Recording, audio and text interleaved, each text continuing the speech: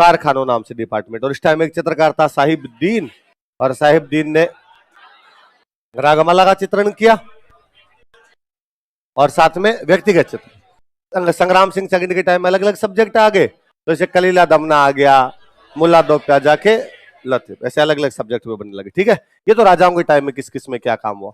अब अपने दो चीज देखेंगे, एक तो इसकी विशेषता, एक इसके चित्रकार। क्या क्या दो बातें, विशेषता और चित्रकार। लिखो, मेवाड़ चित्रकला की, चावंड चित्रकला की विशेषताएं लिख लो। चावंड चित्रकला की विशेषताएं, features of painting school of Chawand. Chawand चित्रकला की विशेषताएं।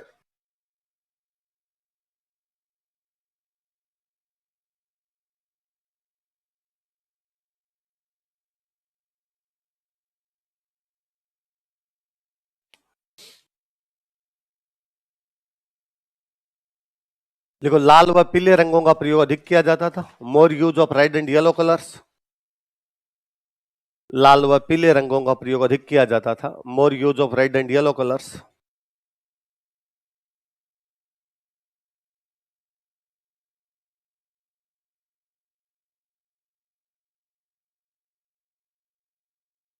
लाल व पीले रंगों का प्रयोग अधिक किया जाता था। राजा महाराजाओं का टाइम था तो शिकार के दृश्य दिखाते, शिकार के दृश्यों के चित्र बनते, और शिकार के दृश्यों के जितने चित्र है उनमें 3D इफेक्ट है। कैसा इफेक्ट दिखाई देता है, देखो दोस्तों, शिकार के दृश्यों में त्रिआयामी प्रभाव दिखाई देता है। 3D effect is seen in hunting scenes, या 3D effect is visible in hunting paintings. शिकार के दृश्यों में, हंटिंग सीन से लिख लो, शिकार के दृश्यों में त्रिआयामी प्रभाव दिखाई देता है। 3D effect is visible in hunting scenes.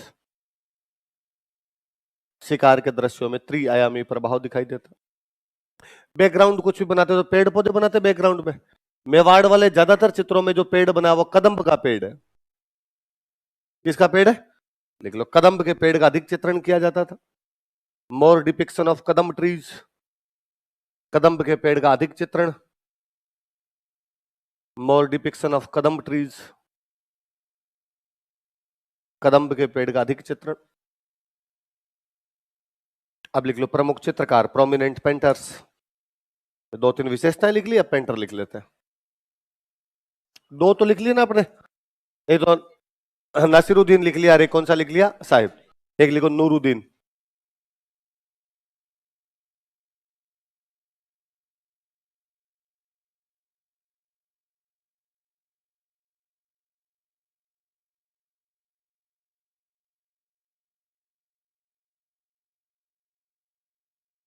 Gangaram, Kriparam,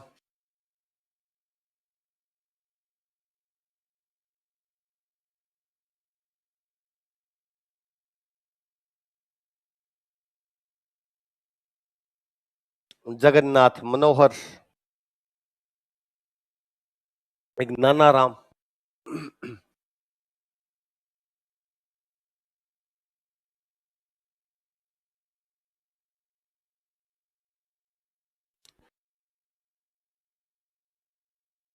लिख लो नाम, एक बार पढ़ने की कोशिश करना, एक आधा भी याद रह गया तो अपना सवाल सही हो जाएगा। आरपीसी में ये सवाल पिछले कुछ सालों में खूब पूछने लगे कि 3-4 पेंटर के नाम देके कहते हैं ये बताओ कौन सी पेंटिंग के। सारे नाम तो याद हो नहीं सकते, पर को एक आधा नाम याद रहता तो अपने दिमाग में आ जाता। भाई दीन दीन दीन इस प्रकार के नाम देखे तो अपने लगता है मेवाड़ वाले, तो कोई नूरुद्दीन, साहिबुद्दीन, एक आधे का भी याद रहेगा तो ठीक रहेगा। आपके क्या क्या नाम बताओ देखे, नूरुद्दीन, गंगाराम, कृपाराम, जगन्नाथ। जो नूरुद्दीन था ना, इस नूरुद्दीन ने एक मेवाड़ के महाराणा की पेंटिंग बनाई थी, जगत सिंह सेकंड की पेंटिंग। किसकी पेंटिंग बनाई थी, नूरुद्दीन के आगे लिख लो, जगत सिंह सेकंड का चित्र बनाया था। Depicted painting of Jagat Singh second.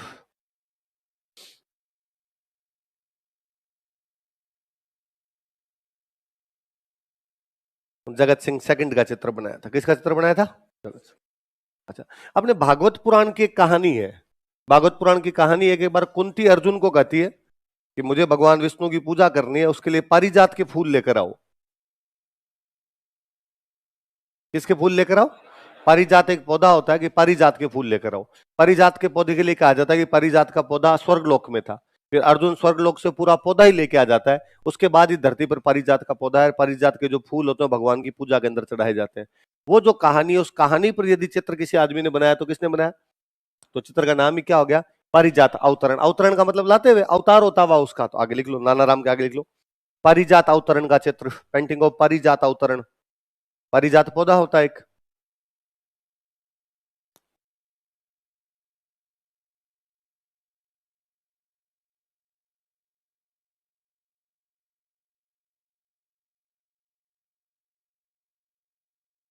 पारिजात अवतरण का चित्र किसका चित्र बनाया था नानाराम ने, पारिजात अवतरण उदय सिंह के शासनकाल में बनाया था। किसके शासनकाल में, महाराणा प्रताप के पिताजी थे उदय सिंह, उनके शासनकाल में बना दिया। लिख लो कोष्टक में, उदय सिंह के शासनकाल में, during regime of Uday Singh,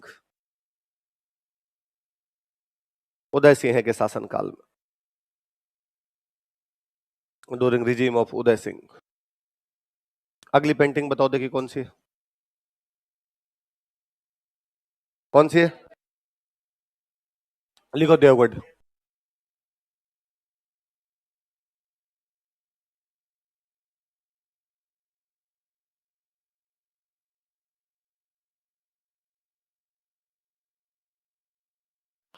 एक रियासत में कई सारे ठिकाने होते थे।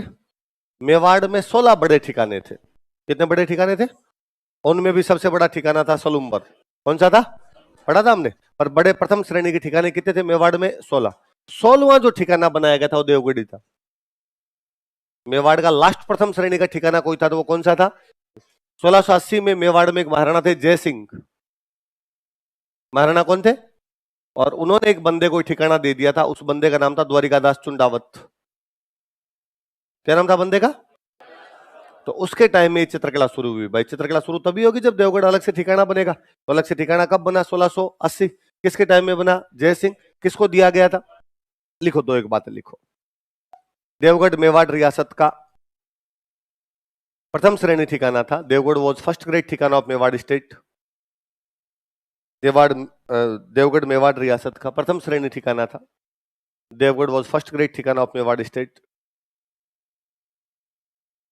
मेवाड़ रियासत का प्रथम श्रेणी ठिकाना था।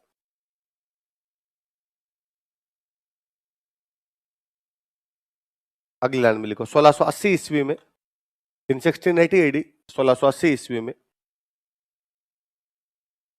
महाराणा जयसिंह के शासनकाल में, during regime of Maharana Jaisingh, Maharana Jaisingh के शासनकाल में, during regime of Maharana Jaisingh,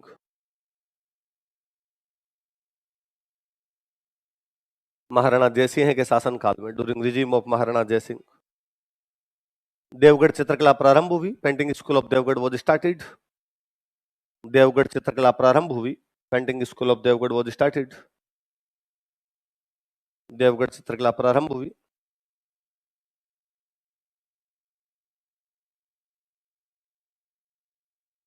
अगली लाइन में लिखो, इस समय देवगढ़ का सामंत द्वारिकादास चुंडावत था। This time Dwarikadas Chundawat was federal lord of Deogarh. इस समय देवगढ़ का सामंत द्वारिकादास चुंडावत था। देवगढ़ राजसमंद में एक जगह पड़ती। This time Dwarikadas Chundawat was federal lord of Deogarh. इस समय द्वारिकादास चुंडावत देवगढ़ का सामंत था। देवगढ़ का सामंत द्वारिकादास चुंडावत था। Dwarikadas Chundawat was federal lord of Deogarh. कौन था देवगढ़ का सामंत, द्वारिकादास। वास्तव में देवगढ़ वाली चित्रकला 2-3 चित्रकलाओं का मिश्रण है। ये मेवाड़, मारवाड़ और ढूंढाड़ का मिश्रण है। किस किस का मिश्रण है, तीनों की कुछ ना कुछ विशेषताएं किसमें दिखाई देती है हमें, लिखो। यह चित्रकला मेवाड़, मारवाड़ तथा ढूंढाड़ चित्रकलाओं का मिश्रण है। This painting is mixture of painting schools of Mewar, Marwar and Dhundhar. यह चित्रकला मेवाड़, मारवाड़ तथा ढूंढाड़ चित्रकलाओं का मिश्रण है। This painting is mixture of, this painting school is mixture of painting schools of Mewar, Marwar and Dhundhar. यह चित्रकला मेवाड़, मारवाड़ तथा ढूंढाड़ चित्रकलाओं का मिश्रण है। This painting school is mixture of Mewar, Marwar and painting schools of Mewar, Marwar and Dhundhar.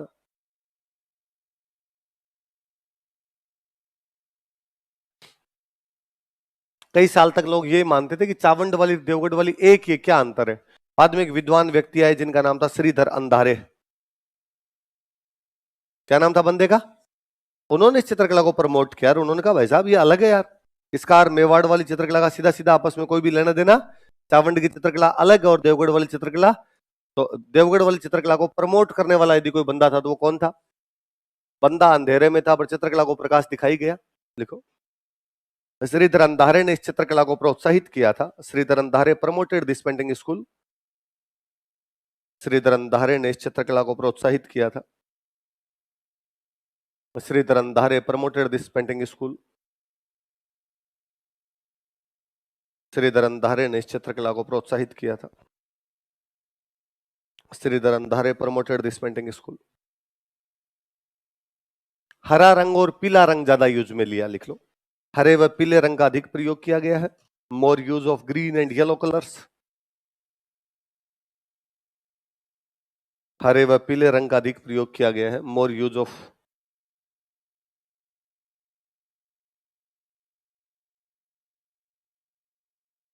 Green and yellow colours. हरे व पीले रंग का अधिक प्रयोग। प्रमुख चित्र लिखो, कौन कौन से चित्र बनाए गए यहाँ पे अच्छे अच्छे प्रोमिनेंट पेंटिंग्स।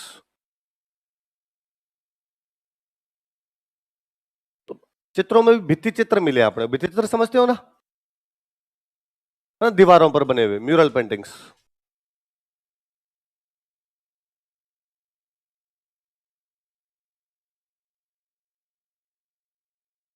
दो जगह, एक यहां पर कोई एक महल है जिस महल का नाम है मोती महल। एक कोई कमरा बना हुआ है अंदर जिसका नाम है अजारा की ओबरी। ओबरी मैंने बताया था कल, छोटे कमरों को और ओबरी कहते हैं। तो मोती महल और अजारा की ओबरी के जो भित्ति चित्र है वो देवगढ़ चित्रकला के प्रमुख चित्र है। लिख लो, ऐसे कैसे उतार लो। म्यूरल पेंटिंग्स कहाँ कहाँ की? मोती महल की, इंग्लिश में मोती महल ही लिख लो, और अजारा की ओबरी। कोई पूछेगा अजारा की ओबरी के भित्ति चित्र कौन सी चित्रकला में शामिल किए जाएंगे? तो देवगढ़, या देवगढ़ चित्रकला के प्रमुख चित्र कौन कौन से हैं? तो मोती महल और अजारा की ओबरी के भित्ति चित्र, mural paintings of Moti Mahal and Azara की ओबरी।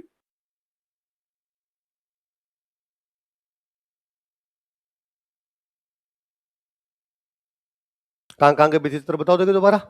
मोती महल और अजारा की, लिखो, देखिए अब लिखो अपने प्रमुख चित्रकार।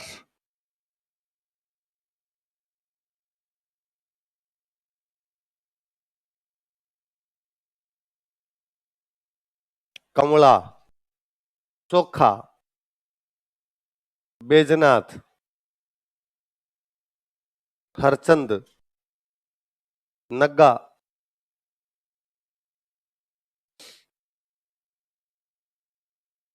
क्या क्या नाम बताओ देखे?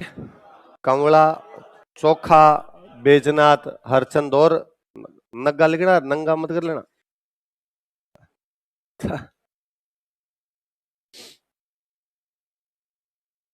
नगजी होंगे कोई, नगजी।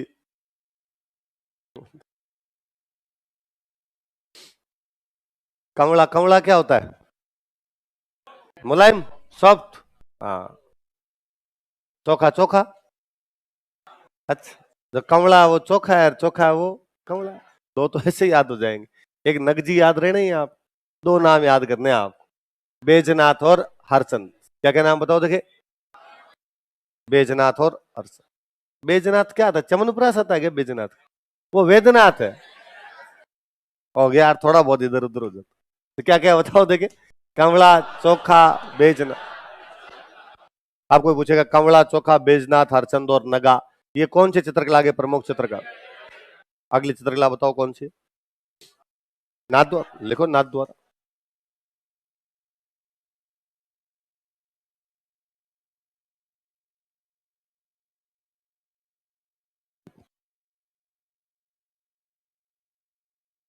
बताओ देखिए, नाथद्वारा वाला मंदिर कौन से महाराणा के टाइम बनाया गया था?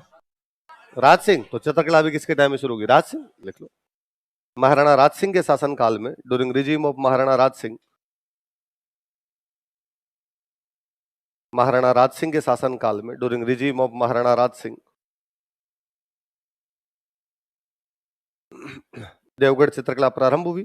Painting school of Devgarh was started. Nathdwara, Nathdwara चित्रकला प्रारंभ हुई। Painting school of Nathdwara was started.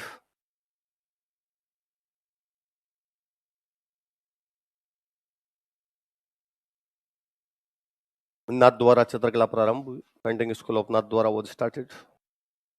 हम जानते हैं नाथद्वारा में कौन सा संप्रदाय था? नाथद्वारा में कौन सा संप्रदाय था? अरे वल्लभ संप्रदाय, नाथ संप्रदाय, लिख लो। ठीक, मूर्खों की फौज इकट्ठी हुई है, लिखो। वल्लभ संप्रदाय से संबंधित चित्र अधिक बनाए गए।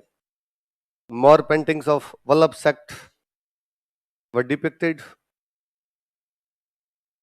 वल्लभ संप्रदाय से संबंधित चित्र अधिक बनाए गए। More paintings of Vallabh sect were depicted. Vallabh संप्रदाय से संबंधित चित्र अधिक बनाए गए। वल्लभ संप्रदाय के जब भी चित्रण किया जाए, गणेश जी ज्यादा बनेंगे कि माता जी ज्यादा बनेंगे?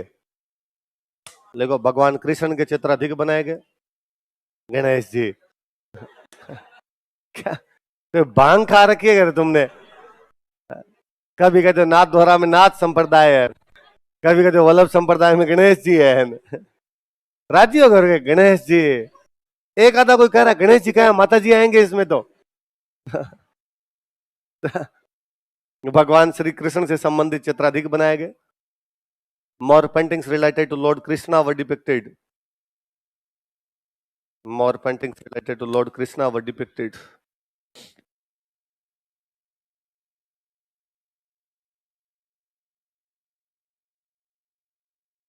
मंदिर की दीवारों पे चित्र बनाते थे, जिन्हों क्या बोलते? पिछवाई। क्या बोलते थे? तो नाथ द्वारा की पिछवाइयां बहुत फेमस है, लिख लो। मंदिर की दीवारों पर भगवान श्री कृष्ण के चित्र बनाए गए। Paintings of lord Krishna were depicted on walls of temple. मंदिर की दीवारों पर भगवान श्री कृष्ण के चित्र बनाए गए। Paintings of lord Krishna were depicted on walls of temple.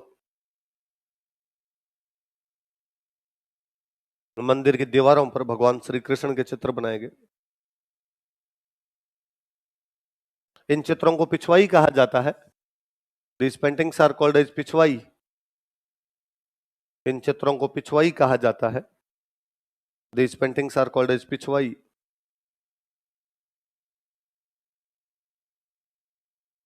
इन चित्रों को पिछवाई कहा जाता है। नीचे स्टार लगा के लिखो, नाथ द्वारा की पिछवाई प्रसिद्ध है। पिछवाई ऑफ नाथ द्वारा इज फेमस। नाथ द्वारा की पिछवाई प्रसिद्ध। भाई पिछवाई तो वल्लभ संप्रदाय का कोई मंदिर होगा, उसमें जो चित्र होंगे वो क्या होंगे? पिछवाई।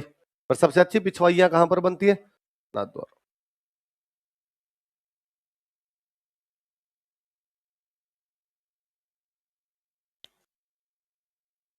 अच्छा, वल्लभ संप्रदाय, अब मैंने आपको बताया था कि नाथ द्वारा में सांझी बनाई जाती है। किसकी सांझी बनाई जाती है ना? तो नाथ द्वारा में वल्लभ संप्रदाय का वृक्ष ही केला है, इसलिए यहाँ के चित्रों में भी कौन से पेड़ का चित्रण ज्यादा किया गया? देखो, केले के पेड़ का अधिक चित्रण। केले के पेड़ का अधिक चित्रण। More paintings of banana trees. केले के पेड़ का अधिक चित्रण। More paintings of banana trees. अगला लिख लो, हरे तथा पीले रंग का अधिक प्रयोग। More use of green and yellow colours. तो नींबू जैसा येलो एकदम, हरे हरे टाइप के से नींबू नहीं होते, वैसा कलर यूज ज्यादा थोड़ा हरे तथा। अच्छा, नींबू का नाम मत लूं। हरे नींबू लग्जरी हो रखा आजकल। कृष्णा सर हंस रहे थे अभी 2-3 दिन पहले कि कहाँ पता नहीं कोई रिश्तेदारी में कहीं पर गए तो अनजाते का चाय बना ले, तो यार गर्मी पड़ रही थी तो मैंने कहा यार चाय तो रहने दो। तो क्या पिएगा? तो मैंने कहा, कुछ ही लिया हो चाय के अलावा कुछ। नहीं नहीं तू बता क्या पिएगा? अरे कि जो है वो लियो। नहीं नहीं तू बता दे, तो नींबू बन लिया हो तो। वो तो नहीं है तो फिर क्यों पूछ रहे हो? तो फिर जो है वो लियो, ठंडा पानी पिला दो सिंपल सा। नींबू ने आजकल क्या भाव रखे हैं? 120 ही है क्या नींबू के भाव? तुम क्या जानो रमेश बाबू? 120 के पाव। हाँ, ये कह रहा सर पूरा नहीं सुना, मैं कह रहा था 120 के पाव। मैंने किलो। हाँ हाँ, सस्ता है। कितना हो गया? 60? कुल 60? नहीं, हाँ केवल 60? फिर तो खरीद लो, रेट वापस बढ़ेगी, पैसे कमाएंगे। हाँ 400? अभी 400 चल रहा है। कारण क्या? नींबू क्यों बढ़ गए इस बार? कम आए क्या मार्केट में? स्टॉक नहीं है? हाँ, ये बाजार लगाता है। सही है, तो लागे दे यार, नींबू लागे दे हमें। तो कौन कौन से रंगों का अधिक प्रयोग? हरे तथा पीले। अच्छा, भगवान कृष्ण के चित्र अधिक बनाए जाएंगे तो भेड़ ज्यादा बनेगी कि बकरियां ज्यादा बनेगी? देखा, देखा, गाय का अधिक चित्रण, मोर पेंटिंग्स ऑफ काउज। इस बार समझ गए यार तो। गाय का अधिक चित्रण, आपको लगा कितनी देर हो गई सर को? गाय का अधिक चित्रण।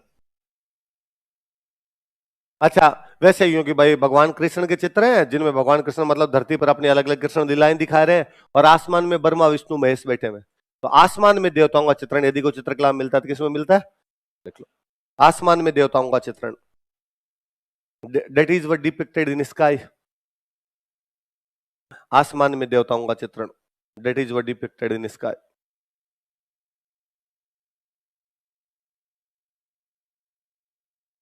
फिर वैसे भी ये मूर्तियां सब कहां से लेके आए थे? मथुरा। तो वो इलाका कौन सा? ब्रिज। तो मेवाड़ और ब्रिज शैली का मिश्रण है। कौन कौन शैली का मिश्रण है? लिख लो। यह चित्रकला मेवाड़ तथा ब्रिज शैली का मिश्रण है। This painting school is mixture of painting school of Mewar and bridge. यह चित्रकला मेवाड़ तथा ब्रिज शैली का मिश्रण है।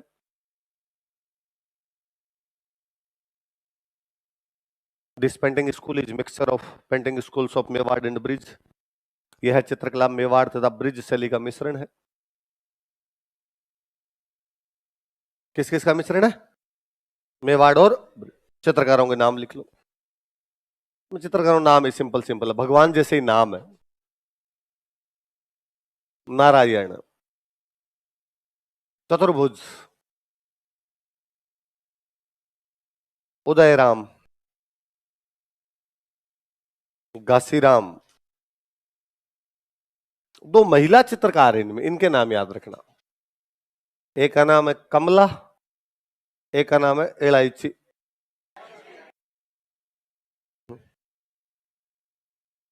कमला और इलायची। क्या कहा अक्षय कुमार ने? क्या कहा कि मतलब इलायची का विज्ञापन कर रहा था, कमला पसंद। तो कौन? विमल, विमल बेच रहा है। ये पूरे भारत की जुबान केसरी करेंगे। कहा वापस ले लिया? नहीं, वह तो वापस तो वो थोड़ी ले सकता है, वो कौन होता है लेने वाला? वो तो जिसने विज्ञापन करवाया वो के बेचेंगे हम। और तो उसने ये कहा धूड़ खाई गलती हुई, आइंदा से इस प्रकार का विज्ञापन नहीं करूंगा, और इस विज्ञापन से जितने रुपए आएंगे उन रुपयों को मैं अच्छे काम में लगा दूंगा। बाकी वो कंपनी थोड़ी रोके। वो कौन? विमल, विमल वाले है ना? हाँ, विमल वालों का नहीं बेचेंगे हम तो। हाँ, किसका किया था? पहले सिगरेट का भी किया था कि एक बार? हाँ। अब वो आजकल वो है, किसने के का ट्वीट था, किसका ट्वीट था कि भाई अब साउथ वालों की मूवियां हिट होने लग गई। KGF RRR। एक पहले बीच में कौन सी आई थी? पुष्पान, बाहुबली, है ना? तो हमारे लौंडे विमल ही बेचेंगे बाद में। और पंथी क्या है, बाप पड़ोगे, जुबान केसरी करेंगे। दबाओ बात है। तो क्या उनको ना बताओ देखे? नारायण, चतुर्भुज, उदयराम, घासीराम। इलायची नाम होता नहीं क्या महिलाओं का? पंजाबी में गाना है यार, तू लौंगते में लाची है। तो लाची, लाची का मतलब ही क्या है उसमें? इलायची सुना दिया ना, तू लौंगते में लाची। इतना है। अगले चित्र,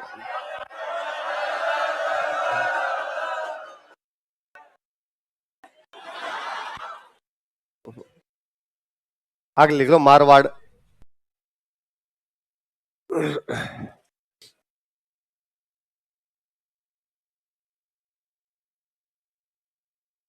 मैं कंठ हूं, वैसे बैंड बजी पड़ी, तुम गीत गुवा लो। तो गीत से गए हुए हैं मेरे तो। मारवाड़ चित्रकला।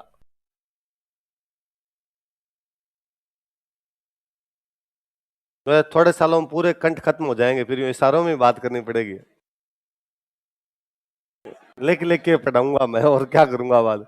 अच्छा, एक एंशेंट आपने पढ़ी होगी, तो एक इतिहासकार पढ़ा होगा आपने, तारानाथ लामा। नाम पढ़ा था कहीं? नहीं पढ़ा? चलो कोई नहीं, आज लो अपने आप देख लो। तारानाथ लामा नाम करके एक इतिहासकार हुआ है, तिब्बत का इतिहासकार था। कहां का था?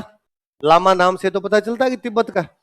तारानाथ लामा कहता है कि किसी टाइम में मारवाड़ में एक चित्रकार हुआ करता, श्रृंगधर। कौन सा था? तो श्रृंगधर नाम का एक चित्रकार मारवाड़ में रहता था, ऐसा कौन बताता है? लिखो। तिब्बती इतिहासकार तारानाथ लामा के अनुसार, according to Tibetan historian Taranath Lama, तिब्बती इतिहासकार तारानाथ लामा के अनुसार, according to Tibetan historian Taranath Lama,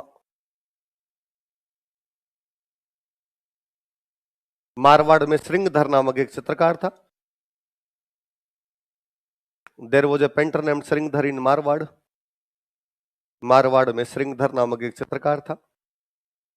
there was a painter named Shringdhar in Marwar.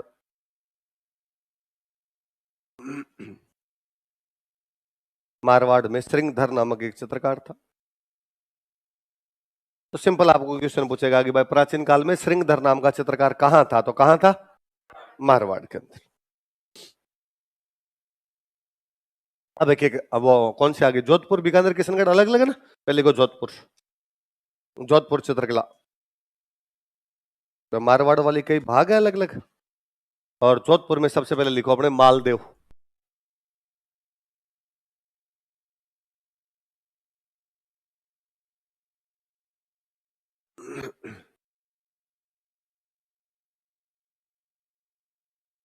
यहां से जोधपुर चित्रकला का स्वतंत्र विकास प्रारंभ हुआ। Independent development of painting school of Jodhpur was started from here. यहां से जोधपुर चित्रकला का स्वतंत्र विकास प्रारंभ हुआ। Independent development of painting school of Jodhpur was started from here. यहां से जोधपुर चित्रकला का स्वतंत्र विकास प्रारंभ हुआ। Independent development of painting school of Jodhpur was started from here. एक जोधपुर में एक महल था चोखेलाव। कौन सा महल है बताओ देखिए। इस चोखेलाव महल में भित्ति चित्र जो थे उसी टाइम में बनाए गए थे। लिख लो। इस समय चोखेलाव महल के भित्ति चित्र बनाए गए थे। Mural paintings of Chokhelao palace were depicted this time. Mural paintings of Chokhelao palace were depicted this time. इस समय चोखेलाव महल के भित्ति चित्र बनाए गए थे। चोखेलाव महल के भित्ति चित्र बनाए गए थे। Mural paintings of Chokhelao palace were depicted this time. क्या बनाए गए चोखेलाव महल के? हाँ, भित्ति चित्र। इसी टाइम में जैनों की एक किताब में चित्र बनाए गए। उस किताब का नाम था उत्तराधयन सूत्र। क्या नाम था बुक का? तो कौन सी किताब का चित्रण किया गया? लिख लो। उत्तराधयन सूत्र नामक पुस्तक का चित्रण किया गया। ए बुक नेम्ड उत्तराधयन सूत्र वाज आल्सो डिपिक्टेड। बुक का चित्रण मैंने बता दिया था ना कल, किताबों के अंदर ही चित्र बना दिया करते। उत्तराधयन सूत्र नामक पुस्तक का चित्रण किया गया। बुक नेम्ड उत्तराधयन सूत्र वाज आल्सो डिपिक्टेड।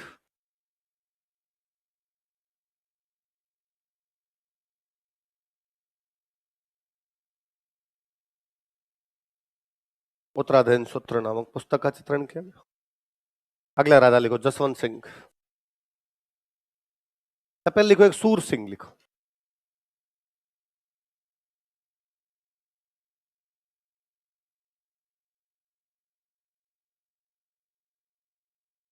सूर सिंह। एक चित्रकार था यहां पे वीर जी। क्या नाम था? वीर जी।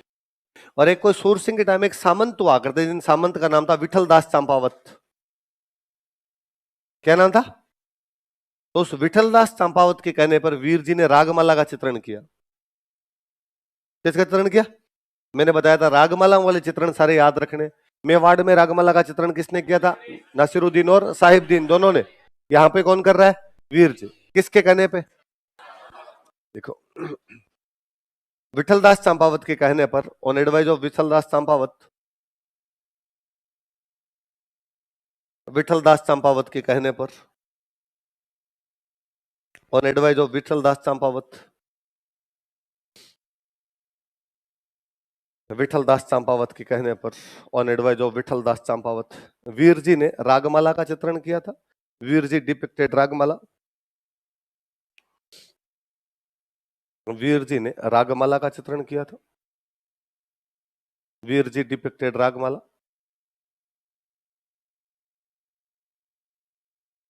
वीर जी ने किसका चित्रण किया था? रागमाला का चित्रण किया था। अगला लिखो जसवंत सिंह।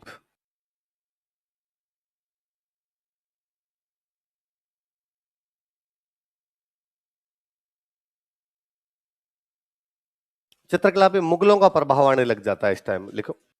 इस समय चित्रकला पर मुगल प्रभाव दिखाई देता है। मुगल चित्रकला पढ़ ली होगी आपने, उसमें जो जो बातें थी वो अपने यहाँ पे आने लग गई, अब सीधी बात ही है। इस समय चित्रकला पर मुगल प्रभाव दिखाई देता है। Mughal impact is visible on paintings this time. इस समय चित्रकला पर मुगल प्रभाव दिखाई देता है। Mughal impact is visible on paintings this time. भगवान कृष्ण के चित्र ज्यादा बनवाए गए थे इस टाइम। अगली लाइन में लिख लो, भगवान कृष्ण के चित्र अधिक बनाए गए थे। More paintings of lord Krishna were depicted.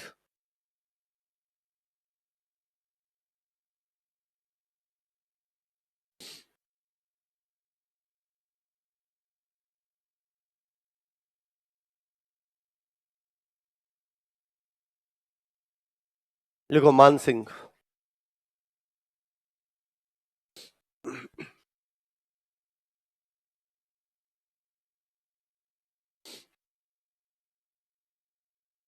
कौन है? इसका शासनकाल जोधपुर चित्रकला का स्वर्ण काल था। His regime was golden era of painting school of Jodhpur. इसका शासनकाल जोधपुर चित्रकला का स्वर्ण काल था। His regime was golden era of painting school of Jodhpur. इसका शासनकाल जोधपुर चित्रकला का स्वर्ण काल था। His regime was golden era of painting school of Jodhpur. शासनकाल क्या था जोधपुर चित्रकला का? अच्छा, मैंने बताया था कि मान सिंह के टाइम में नाथ संप्रदाय आ गया था, है ना। मान नाथी ये सब पढ़ते हैं अपने महामंदिर। तो इसके टाइम में ज्यादातर जो चित्र बने हुए कौन से संप्रदाय के थे? लिख लो। इस समय नाथ संप्रदाय से संबंधित चित्र अधिक बनाए गए। More paintings related to Nath sect were depicted this time.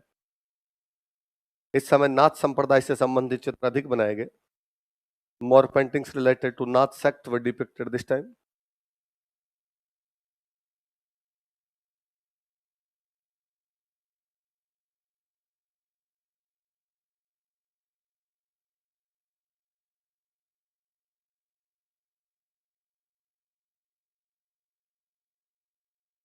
किसके चित्र अधिक बनाए गए?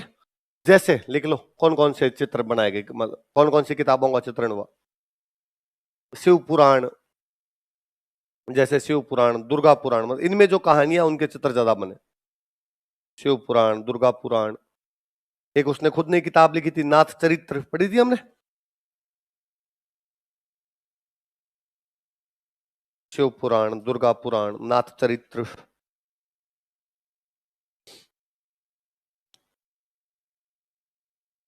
कौन कौन सी पेंटिंग के नाम बताओ देखिए।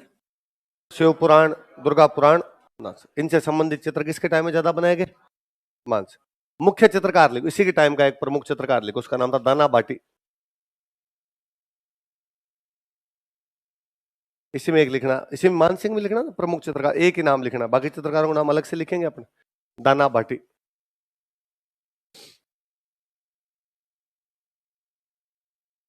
कौन है चित्रकार? और दाना भाटी के लिए कहा जाता है कि भाई इसकी जो पेंटिंग है ना वो मारवाड़ चित्रकला का पीक है। इससे ज्यादा अच्छे चित्र मारवाड़ के अंदर कोई भी आदमी बना नहीं पाया। तो सबसे अच्छे चित्र मारवाड़ में यदि किसी ने बनाए तो किसने बनाए थे? अगला राजा लिखो तक सिंह।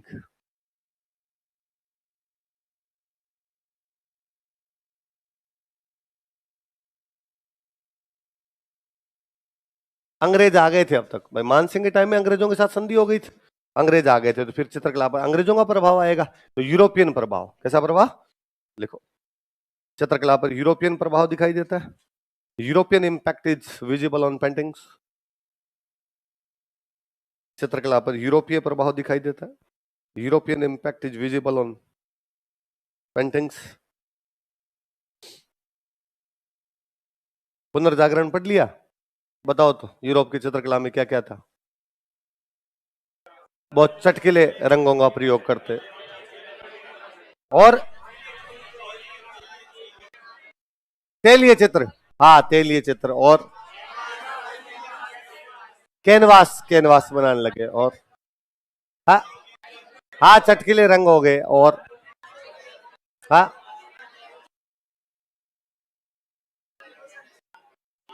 मानवीय चित्र ज्यादा बने, हाँ ठीक, ईश्वर से मानव की तरफ आ गए। और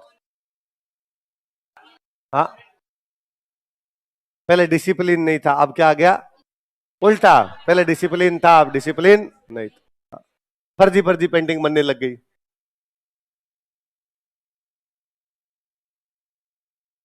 फिर इसको देख के वाह क्या पेंटिंग है, क्या बनाई है, एग्जैक्टली यही मैं पूछना चाहता हूं, क्या बनाई है।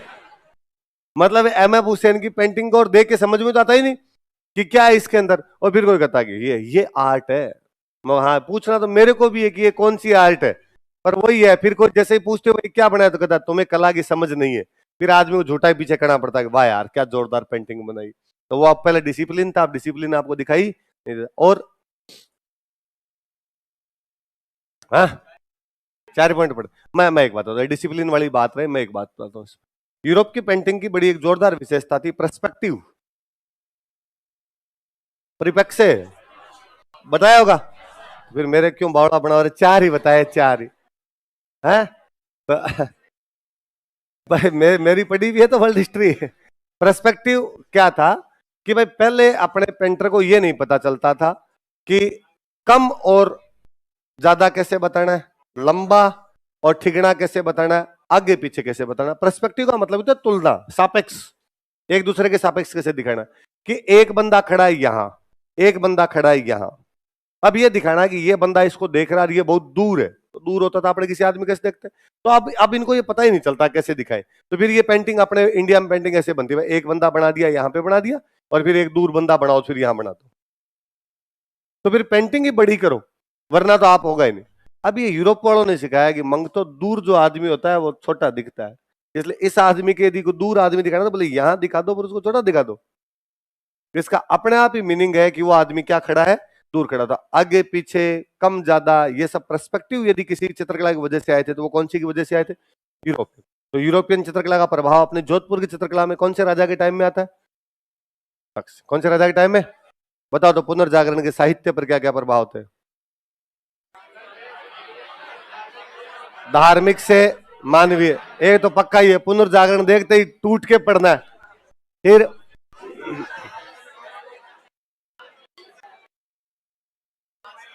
हाँ, एक आदमी रहा, मेरे पल्ले नहीं पड़ रहा क्या बोल। हाँ, पहले, हाँ पहले ऑथर कौन थे, पहले पादरी वादरी ये थे, अब कोई जिसके जी में आ रहा था वो लिख रहा। और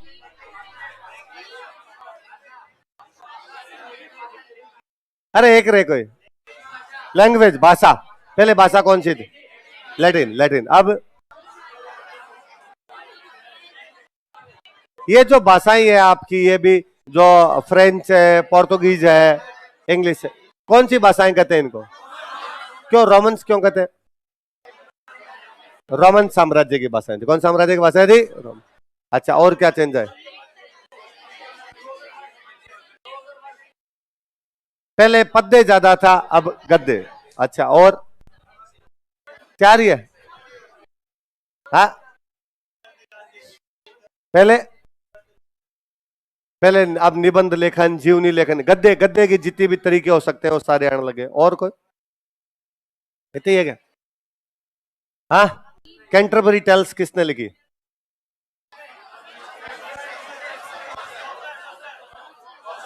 किसने, चौसर, यूटोपिया, यूटोपिया,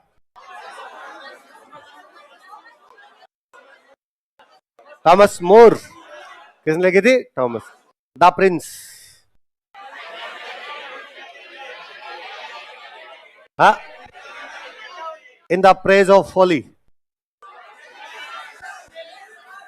इरेस्मस, किसने लिखी थी, इरेस्मस ने लिखी थी। और डिवाइन कॉमेडी, दांते, किसने लिखी थी, दांते ने। उधर तीन थे, दांते था, और कौन थे दो आदमी,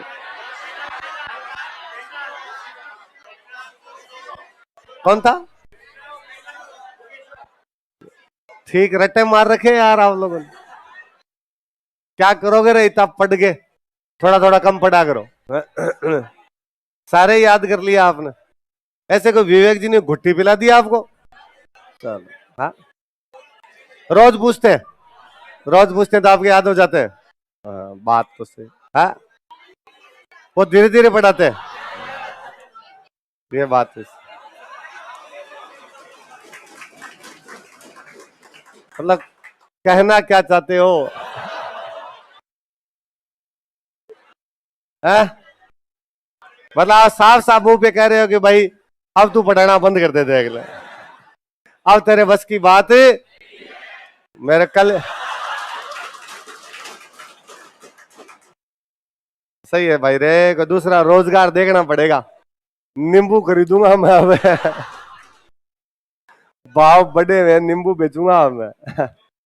हाँ, कल दिलीप सर ही मेरे कह रहे थे कि वो B11 वालों ने तेरी शिकायत लगाई है कि तेज तेज पढ़ाते हैं, कुछ ही हमें समझाते नहीं है, हम पूछते हैं तब डांट देते हैं हमें।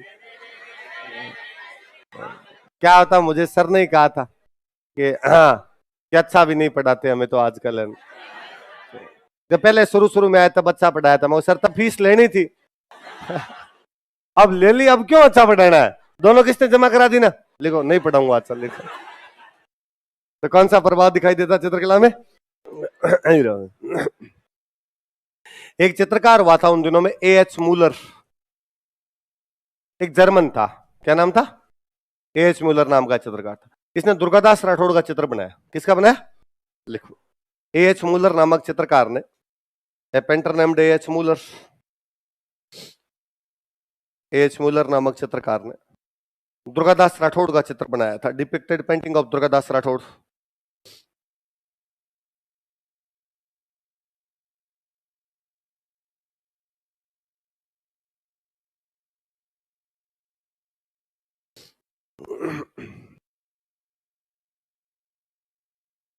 किसका चित्र बनाया था? दुर्गादास राठौड़ का चित्र बनाया था, depicted painting of Durgadas Rathore. देखी होगी ये पेंटिंग तो कभी आप, थानेसिस में वो चलता है, अगर यूट्यूब, वो यूट्यूब क्या गूगल चल जाएगा, खोल देखे, दिखाए इनको पेंटिंग। पर तो धीरे धीरे पढ़ा रहा हूं, अब तो राजी रहो तो। तुम यार नौकरी से लात मरवाओगे कभी, अब मैं करूंगा ही क्या, दूसरा काम ही नहीं आता मेरे को। लेकिन दुर्गादास राठौड़ वही पेंटिंग आएगी।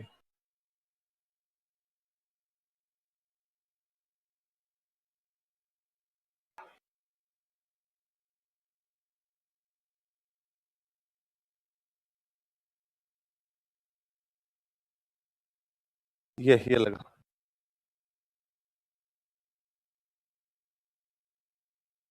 बड़ी नहीं होगी?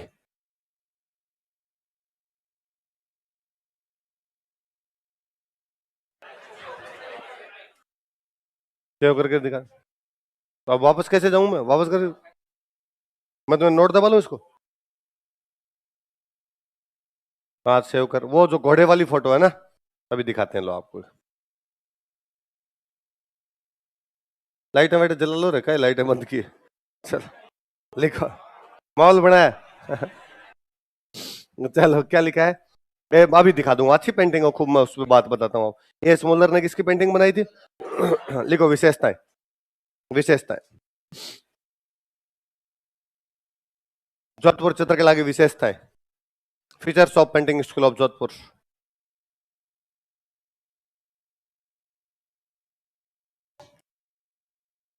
वही लिखो, लाल व पीले रंगों का अधिक प्रयोग, more use of red and yellow colours.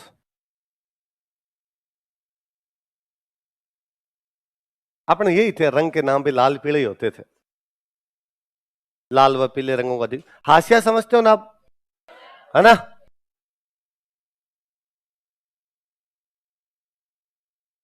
Margin, है ना? लिखो, हाशिए में पीले रंग का प्रयोग, yellow colour is filled in margin. हाशिए में पीले रंग का प्रयोग, yellow colour is filled in margin. हाशिया लिखना पड़ेगा, अल्लाह रहम करे। तो फिर मिडिल में क्या लिखा था? उसमें लिखे नहीं थे, मार्जिन लिखा उसमें, हिंदी में मार्जिन लिखा। ठीक हो तुम, हाशिया तो बोलते हैं यार अपने भाई, रजिस्टर आपके पास तो रजिस्टर होगा ही नहीं, वो रजिस्टर में भी वो साइड में पन्ना इधर छुड़ा रहता था, अपने हाशिया ही तो कहते हैं, हाशिया छोड़ के लिखा जाए तो हाशिया। तो हाशिया में कौन से रंग का प्रयोग? चलो और लिखो, प्रेम कहानियों का अधिक चित्रण, मोर डिपिक्शन ऑफ लव स्टोरीज, प्रेम कहानियों का अधिक चित्रण।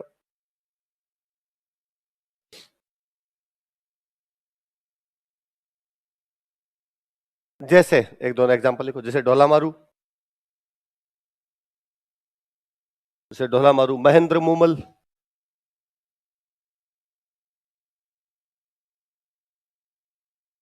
क्या हो गया,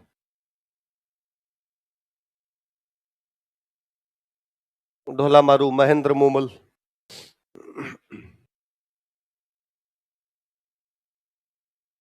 आगे लिखो, बादलों का अधिक चित्रण, मोर पेंटिंग्स ऑफ क्लाउड्स, बादलों का अधिक चित्रण। अब वैसे तो जोधपुर में बादल आते नहीं थे, पेंटिंग में बना बना के देखे। बादलों का, बादलों का अधिक चित्रण। प्रेम कहानियों का चित्रण और किसका चित्रण, बादलों का ज्यादा चित्रण। अब लिखो प्रमुख चित्रकार।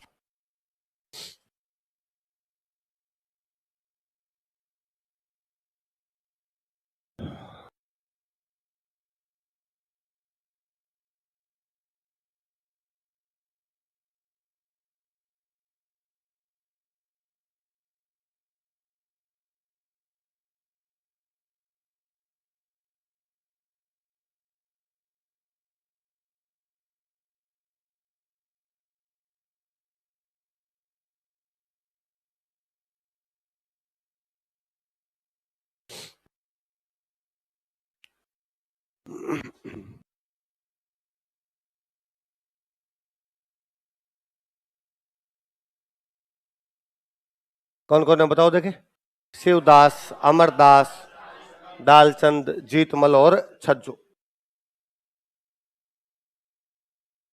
एक दाना बाटी अपने ऊपर लिख ही लिया। कौन कौन दोबारा नाम बोलो देखे, शिवदास, अमरदास, दाल, जीतमल और ये जो डालचंद था ना, इसने एक अभय सिंह का चित्र बनाया था। महाराजा अभय सिंह हुए थे, महाराजा अभय सिंह डांस देख रहा है, क्या देख रहा है, तो डालचंद के आगे लिखो महाराजा अभय सिंह का डांस देखते हुए चित्र।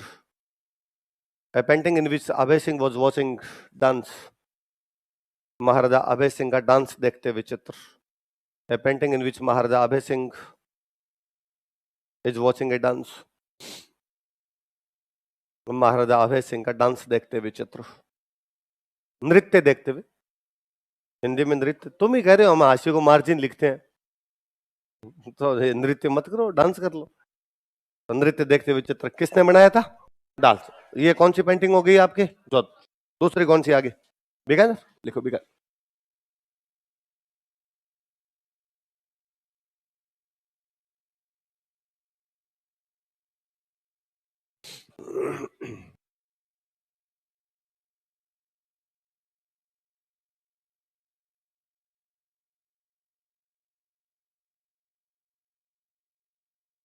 लिखो राय सिंह।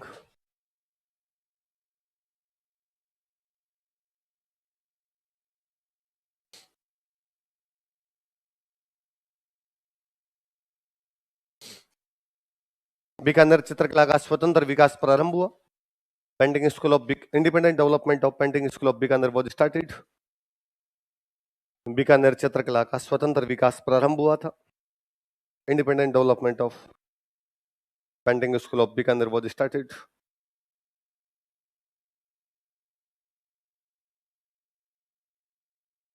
बीकानेर चित्रकला का स्वतंत्र विकास प्रारंभ हुआ था।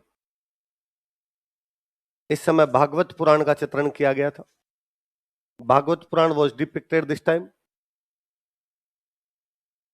इस समय भागवत पुराण का चित्रण किया गया था। भागवत पुराण वॉज डिपिक्टेड दिस टाइम।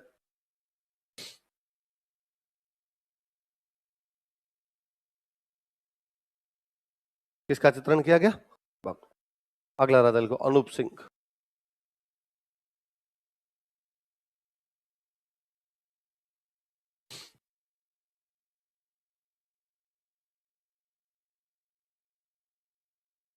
इसका शासनकाल बीकानेर चित्रकला का स्वर्ण काल था। His regime was golden era of painting school of Bikaner. इसका शासनकाल बीकानेर चित्रकला का स्वर्ण काल था। His regime was golden era of painting school of Bikaner.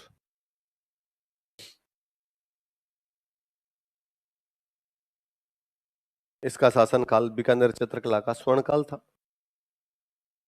His regime was golden era of painting school of Bikaner. अब सुनना देखो 2 मिनट बाद। बीकानेर में 2 प्रकार की पेंटिंग्स हुआ करती थी। एक पेंटिंग थी जिसका नाम था उस्ता कला। क्या नाम था? एक पेंटिंग थी जिसका नाम था मथेरिना कला। दूसरी कौन सी है? दो कौन कौन सी भी बताओ देखिए। एक बार लिखो, एक लाइन लिखो। बीकानेर में 2 प्रकार की चित्रकलाएं थी। There were 2 types of painting schools in Bikaner. Bikaner में 2 प्रकार की चित्रकलाएं थी। There were 2 types of painting schools in Bikaner.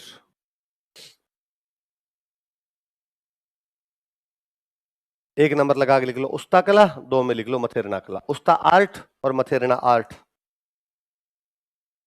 या उस्ता पेंटिंग्स और मथेरिना पेंटिंग्स, जो भला लगे आपको वो लिख लो। उस्ता कला और मथेरिना कला।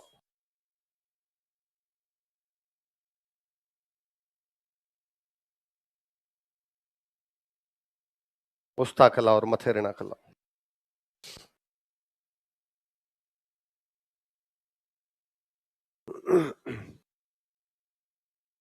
कौन कौन से 2 बताओ देखिए।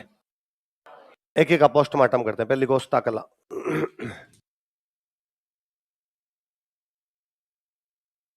क्या हुआ, तुम्हारा डाउनलोड हुआ कि नहीं हुआ? हो गया, दिखा तो।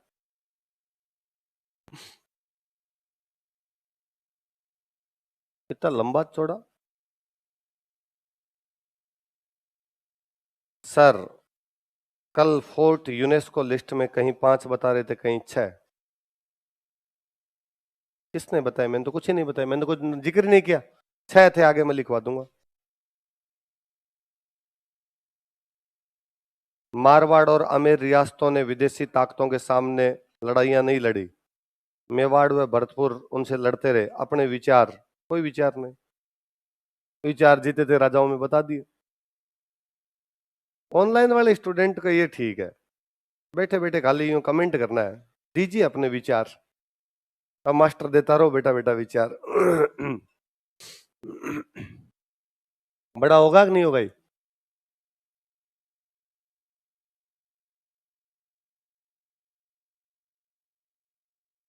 तभी फट जाएगी फोटो। दिख रही है रे? मैं बताता हूँ, समझाता हूँ। देखो, दुर्गादास राठौड़ घोड़े पे, थोड़ा साइड में उधर टिल्ट, उधर झुके हुए थोड़ा, हाथ के अंदर है भाला। क्या है हाथ में? अरे नया सर्च मारना रे गूगल पे, तू इसकी फोटो खींच रहा है। हाथ में भाला है और ये नीचे यहाँ पे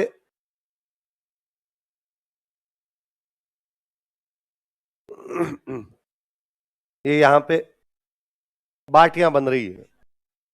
बाटी बाटी समझते हो? चूल्हा है, चूल्हे के अंदर बाटियां बन रही है। किसी अपने यहां पर दुर्गादास जी के बारे में एक दोहा था कि 8 पहर 24 घड़ी गुड़ला उपरवास। 8 पहर, एक दिन में कितने पहर होते हैं? 3 घंटे का एक पहर होता है। 3 घंटे क्या होता है? तो 24 घंटे में कितने पहर हो गए? इसलिए आप 12 बजते कहते हो 2 पहर हो गई। दोपहर हो गई, दोपहर हो गई कहते हैं, तो दोपहर नहीं है, 2 पहर बीत गए। मतलब 6 बजे दिन होगा तो 6 से 9 एक पहर, 9 से 12 दोपहर, इसलिए 12 बजे बाद अपने कहते हैं दोपहर हो गई दोपहर। तो अपने दोपहर का मतलब धूप आ गई नहीं, दोपहर बीत चुकी है। तो दोपहर में कितने घंटे हो जाते हैं? 6 घंटे, मतलब 12 बज गए। वैसे 24 घंटों में कितने पहर हो गए? 8 पहर। या कभी और आपने सुना कि नहीं सुना, मेरा अक्सर ही गांव में सुना हुआ है कि मान लो अभी आपके पास में कोई एक बंदा आया, ठीक है, राइट इसी टाइम में 10 बजे आया कि यार मुझे 10,000 रुपए की आवश्यकता दे, और आपने कहा यार आज तो नहीं है, कल ले जाना, कल इस टाइम है, तो कहते हैं गांव में, कहते 8 पोर पछाई। 8 पोर, तो वो 8 पोर नहीं है, वास्तव में वो कह रहे होते 8 पहर। कितने बाद में आना? तो 8 पहर। 8 पहर का मतलब 24 घंटे। तो 8 पहर 24 घड़ी, 24 घड़ी का मतलब 24 घंटे हो गया। 8 पहर 24 घड़ी गुड़ला उपरवास। एक आदमी जो 8 पहर 24 घंटे किस पे बैठा रहता था? सेल अणिशु सेक। तो सेल का मतलब होता है भाला, अणि का मतलब होता है नोक, भाले की नोक से सेकता था। बाटी दुर्गादास। सेल अणिशु सेकतोन बाटी दुर्गादास। ये एक दोहा था। आपने एच मुलर ने दोहा सुना, उसने एग्जैक्टली दोहे को मूर्त रूप देते हुए पेंटिंग बना दी। ऐसा ही रहा होगा, उन्होंने कहा तुम्हारा दुर्गादास जो पूरे 24 घंटों आठों पहर किस पे बैठा रहता था? घोड़े पे। और घोड़े पे बैठा रहता तो उसको इतना टाइम भी नहीं था कि नीचे उतर के रोटियां खा ले, इसलिए घोड़े पे बैठा बैठा अपनी बाटियां सेक लिया करता। साइड में बैठा मुकुंदास खिंची, वो देखो उधर एक बंदा चूल्हा जला रखा उसने, उसने अम्मा इधर सब्जी बना लेता हूँ, आप इधर अपने वो सेक लो बाटियां सेक लो। तो दुर्गादास हाँ हाँ हाँ, अजीत सिंह का है, हाँ। एक घोड़े पे इधर और दिखा रखा, ये कौन है? टाबर है, बच्चा दिखा रखा थोड़ा, तो ये अजीत सिंह। इधर पीछे और है, ए और रहा होगा कोई, कोई और सिंह रहा होगा। हाँ, जयदेव पुरोहित, जयदेव पुरोहित अपने घर पे। और कोई किसी बंदे का पेंटिंग होती है तो पेंटिंग में खूब सारे कैरेक्टर होते हैं, पर जो मुख्य कैरेक्टर है वो कौन है?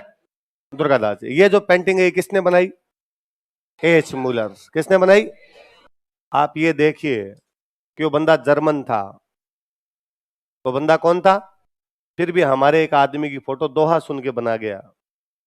कितना आत्मसात किया होगा उसने इस कहानी को, कि जब मैं दोहा बोलता हूं और जब आपके सामने पेंटिंग आती है आपको लगता है सेम बात, कि दोहे वाली बात और पेंटिंग की बात में कोई भी अंतर है? वो हमारी भाषा नहीं समझता होगा, वो हमारे भाव नहीं समझता होगा, वो हमारे कैरेक्टर के बारे में नहीं जानता होगा, उसके बावजूद उसने अच्छी पेंटिंग बनाई। मुझे म्यूलर की एक पेंटिंग और याद आती है। बीकानेर के जूनागढ़ किले में बिक्का की एक पेंटिंग लगी है। बिक्का बीकानेर का राजा था। अच्छा, बीकानेर का राजा था, जोधा का बेटा था, जोधपुर का था वो। तो पहले वो जब जोधा के दरबार में वहां पे रह रहा था तो राजा बनने से पहले राजकुमार रहा होगा, तो उसकी एक पेंटिंग है, और जिस पेंटिंग में ऊपर लिखा हुआ है प्रिंस बिक्का। क्या लिखा हुआ है?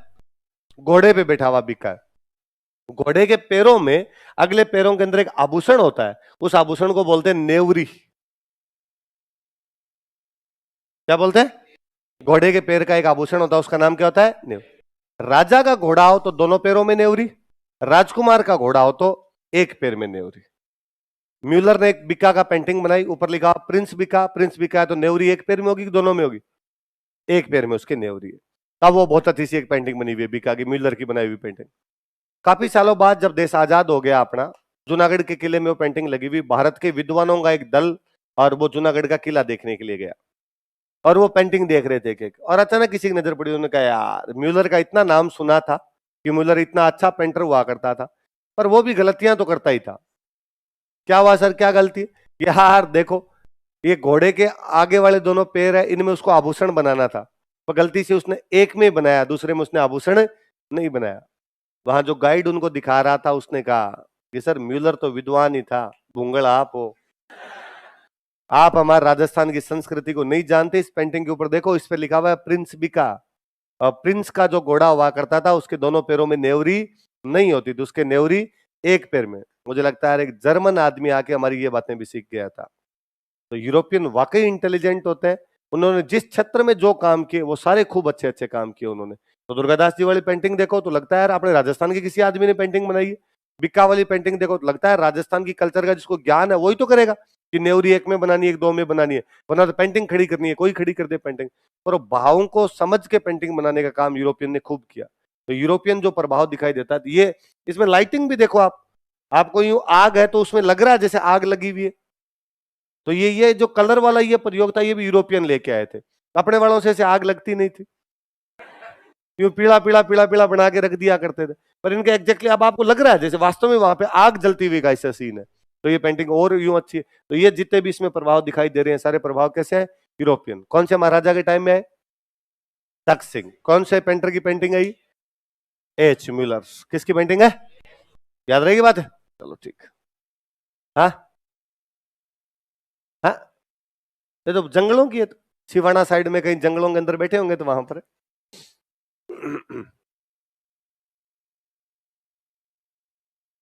वो मेरे से भी ज्यादा टेक्निकल है। अब पीछे वाला पेज कैसे आएगा तेरे से नहीं ले जाए, कि मैं लिख रहा था उस पेज पे। वाह वाह, रहने दे, वाह ओ बस। अरे नहीं आएगा, इसे एक एक अक्षर मिटते हैं। हाँ तो वाह, हटा इसको अब।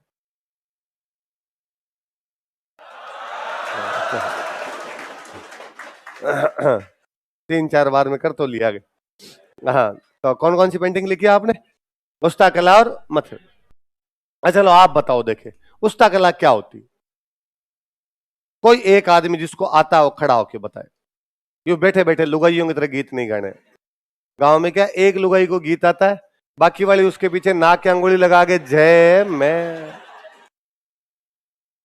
आपको किसी एक को बोलना होता है, बाकी वाले ओ पीछे।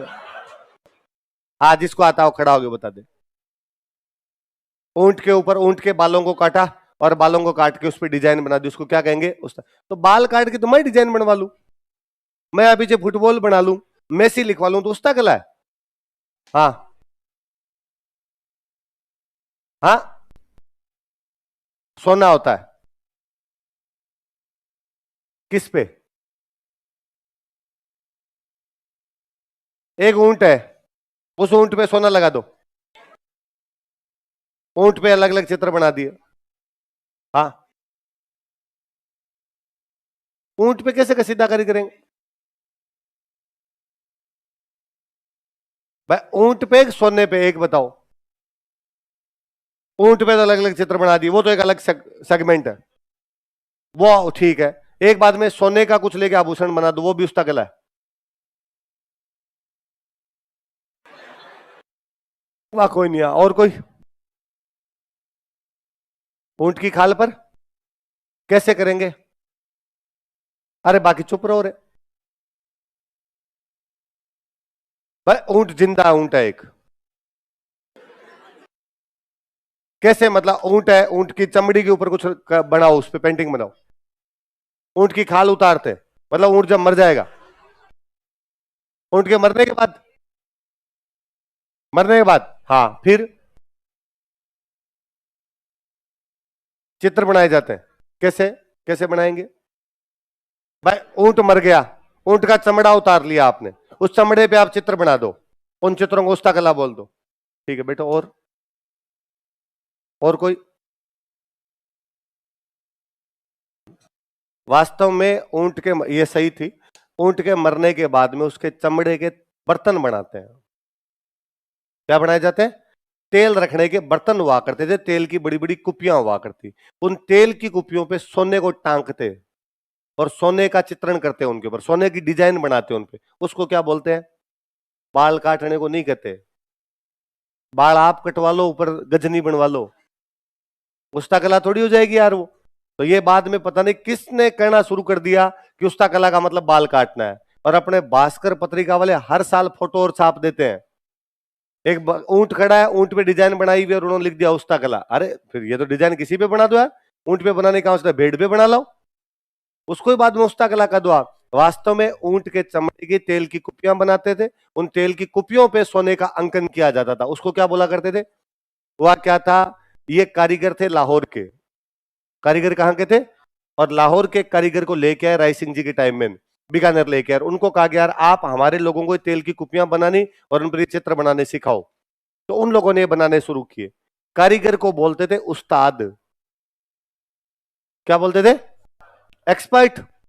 किसी भी काम में कोई एक्सपर्ट होता है उसको क्या कहा जाता है? उस्ताद। मैं आप में से किसी कहूं कि कोई गाना अच्छा गाए तो मैं कहूं यार ये संगीत का उस्ताद है ना। किसी की राइटिंग बहुत होती है, मैं यार उस्ताद की राइटिंग कितनी अच्छी है। अक्सर जो भी मकान बनाने वाले या कोई ये होते हैं आपके कपड़े सिलने वाले, इनमें जो मुख्य कारीगर होता है उसको मास्टर जी या उस्ताद ही कहते हैं। उस्तादों वाली कला थी। तो अब कोई मेरे जैसा सीख के आया तो मेरे को पूछा भाई कहां जाके आया था, कि उस्ताद जी के पास जाके आया था। उस्ताद जी वाली कला, उस्ताद जी वाली कला, उस्ताद जी वाली कला करते करते क्या लिया? उस्ताद का मतलब ही मास्टर होता है, कारीगर है ना। जो मुख्य कारीगर होता है उसको क्या बोला जाता है? उस्ताद। इसलिए आप पढ़ते हो कि हवा महल का वास्तुकार लालचंद उस्ता है। वास्तुकार कौन है उसका? लालचंद। अब यहां को उस्ता कला थोड़ी है। तो उस्ता उस्ता कला जो है वो वास्तव में ऊंट के चमड़े को तेल की कुपियां बनाते, उन तेल की कुपियों पे सोने की डिजाइन बनाते, उसको क्या बोला जाता था? उस्ता कला। लिखो। क्या कर दिया यार वापस तूने? तू सीख आज बैठ के, पहले ध्रुव सिंह के पास बैठना।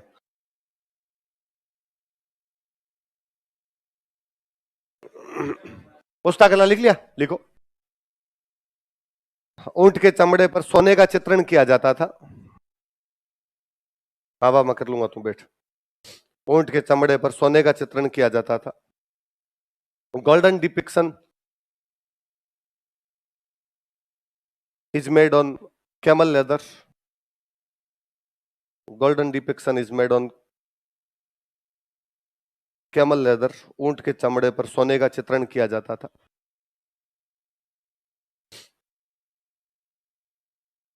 किसका चित्रण किया जाता था? सोने का चित्रण किया जाता. किसके? ऊंट के चमड़े पर, है ना. इसके कारीगरों को लाहौर से बुलाया गया था. इसके कारीगरों को लाहौर से बुलाया गया था. It's artisans were invited from Lahore. इसके कारीगरों को लाहौर से बुलाया गया था. It's artisans were invited from Lahore. कारीगरों को लाहौर से बुलाया गया था. अब बीकानेर के अंदर एक जगह है कैमल हाइट ट्रेनिंग सेंटर. कौन सी जगह? Camel hide training centre. वहां पर उस्ता कला आप भी सिखाते हैं. देखो, बीकानेर के कैमल हाइट ट्रेनिंग सेंटर में उस्ता कला सिखाई जाती है. Usta art is taught in camel hide training centre of Bikaner. Bikaner के कैमल हाइट ट्रेनिंग सेंटर में उस्ता कला सिखाई जाती है.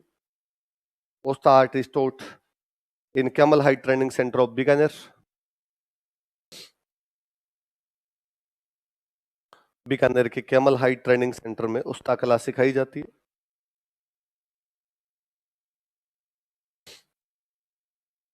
कैमल हाइट ट्रेनिंग सेंटर में उस्ता कला सिखाई जाती है. एक याद रखना, ऊंटों की गिनती छोड़ दो, कम ज्यादा मुझे पता नहीं.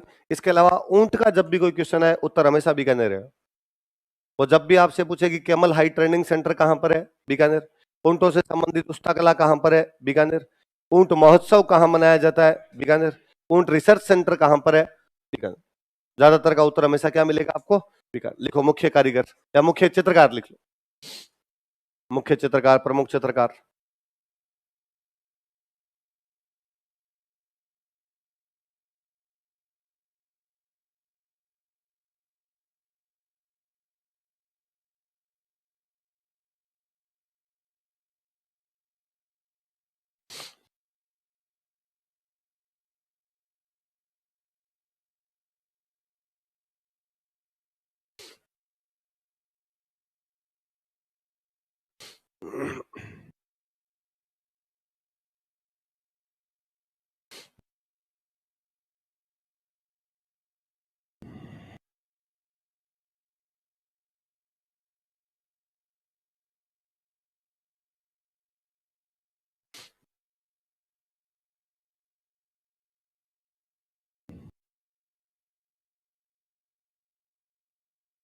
क्या क्या नाम बताओ. देखिए, अली रजा, रुकनुद्दीन, आसिर खां और ऐसा.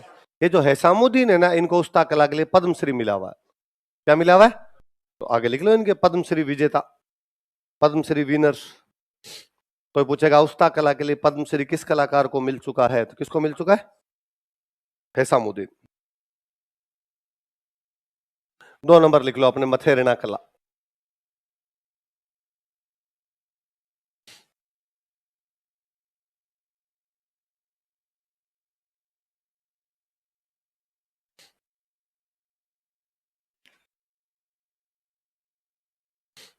मथेरेना जैनों की एक सब कास्ट होती है. जैनों की एक ब्रांच होती है. जो कौन से होते हैं? मथेरेना. पेंटर थे.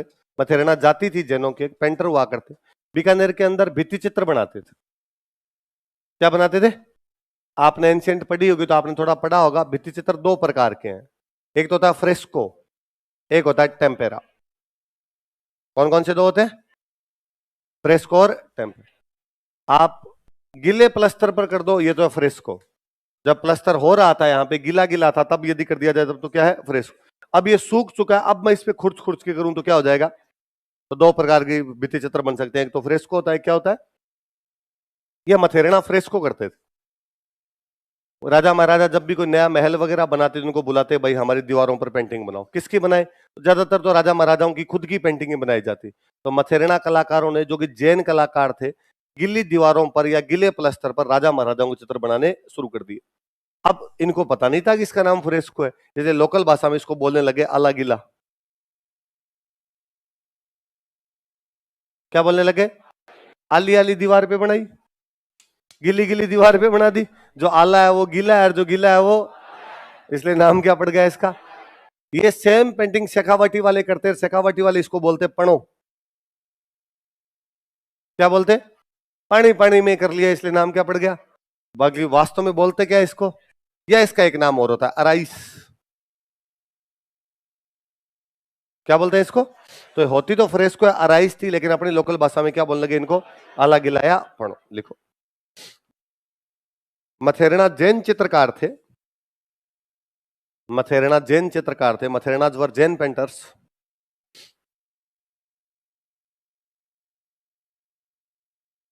जिन्होंने गीले पलस्तर पर राजा महाराजाओं के चित्र बनाए थे। Who depicted paintings of kings on wet plasters? जिन्होंने गीले पलस्तर पर या गीली दीवारों पर राजा महाराजाओं के चित्र बनाए थे। Who depicted paintings of kings on wet plasters? जिन्होंने गीले पलस्तर पर राजा महाराजाओं के चित्र बनाए थे। इसे आला गिला कहा जाता था। इट वॉज कॉल्ड एज आला गिला। इसे आला गिला कहा जाता था। इट वॉज कॉल्ड एज आला गिला।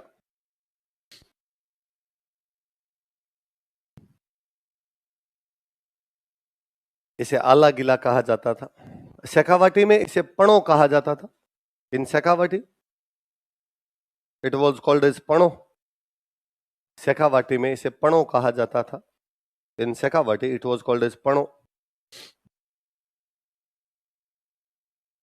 शेखावाटी में इसे पणो कहा जाता था। लिख लो अन्य नाम फ्रेस्को, फ्रेस्को अराइस, ये भी लिख लो अन्य नाम फ्रेस्को या अराइस, ताकि याद रहेगा, दिमाग में रहेगी थोड़ी बातें। याद नहीं करना भले, पर याद आ जाएगा। वो फ्रेस्को टेम्पेरा उधर पड़ा हुआ आपके।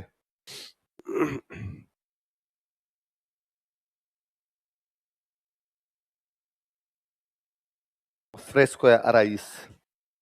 यदि आप में से किसी ने एक मूवी देखी हो तो सैफ अली खान दीपिका पादुकोण की एक मूवी है लव आजकल, है ना? तो उस लव आजकल मूवी में एक सीन है कि उन दोनों में ब्रेकअप होता है और दीपिका पादुकोण वो कहीं बाहर रहते हैं, विदेश रहते हैं, और दीपिका पादुकोण कहती है कि अब मैं वापस इंडिया जाऊंगी। तो सैफ अली खान पूछता है कि इंडिया जाकर तुम क्या करोगी? तो कहती है कि मैं इंडिया जाकर फ्रेस्को करूंगी। क्या करूंगी? फ्रेस्को। अब हिस्ट्री का स्टूडेंट होने के नाते अपने जैसे उसको डायलॉग को सुनते हैं तो अपने लगता है ये इंडिया जाके गिली दीवारों पर क्या बनाएगी? चित्र। फ्रेम घूमता है। अगला सीन दिखाते हैं, एक बिल्डिंग है और उस बिल्डिंग के अंदर वो पेंटिंग बना रही है और सैफ अली खान उसे मनाने के लिए आता है, पर वो सुखी दीवार पर बना रही है। किस बना रही है? तब लगा कि इम्तियाज अली। उस मूवी का डायरेक्टर कौन था? इम्तियाज अली। तू जानता नहीं कि फ्रेस्को अलग होती है, टेम्पेरा अलग होती है। बुलवा रहा है वहां पर फ्रेस्को, करवा रहा है टेम्पेरा। फिर लगता है कि यार इम्तियाज अली को भी पता ही है, यार भारत में कौन से लोगों को पता है कि फ्रेस्को अलग है, टेम्पेरा अलग है? और पता भी है तो उनका ध्यान कहां फ्रेस्को टेम्पेरा पे? उनका जहां ध्यान होना है वहां है उनका ध्यान। दीपिका पादुकोण देख नहीं, वो अपने दिखाई देंगे। तो वो मूवी देखो तो इस बार आप राइट करना उसको कि भाई फ्रेस्को नहीं कर रही, वो क्या कर रही होती है वहां पे? टेम्पेरा। जबकि डायलॉग के अंदर क्या बोलते हैं, क्या कर रही है? फ्रेस्को। फ्रेस्को होती है गीली दीवारों पे और टेम्पेरा होती है बाद में सूखी। और अपने बीकानेर में ये फ्रेस्को जब करते हैं उसको क्या बोलते हैं? आला गिला। क्योंकि मथेरना करते इसलिए क्या बोलने लगे? मथेरना कला। और शेखावाटी वाले इसी को क्या बोला करते थे? पढ़ो। चित्रकार लिखो, इस मथेरना के चित्रकार कौन कौन?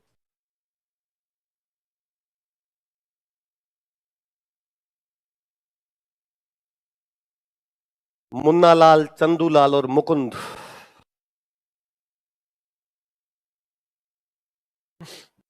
हाँ, अभी वह नाम ठीक है? मुन्ना, चंदू, ये नाम तो याद हो ही जाएंगे यार आप। मुकुंद। ये सवाल पूछा पिछले साल किसी एग्जाम में, सवाल था मुन्ना लाल, चंदूलाल और मुकुंद कौन सी चित्रकला के प्रमुख चित्रकार थे? तो मथेरना कला के। किसके थे?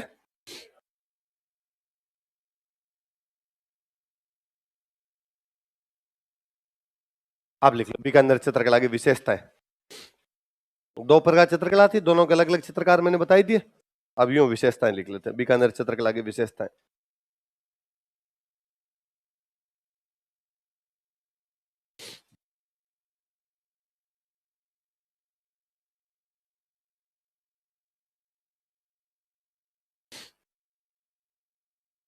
लिखो, लाल, बैंगनी तथा स्लेटी रंगों का अधिक प्रयोग। लाल, बैंगनी तथा स्लेटी रंगों का अधिक प्रयोग। More use of red, purple and grey colours. लाल, बैंगनी तथा स्लेटी रंगों का अधिक प्रयोग। More use of red, purple and grey colours.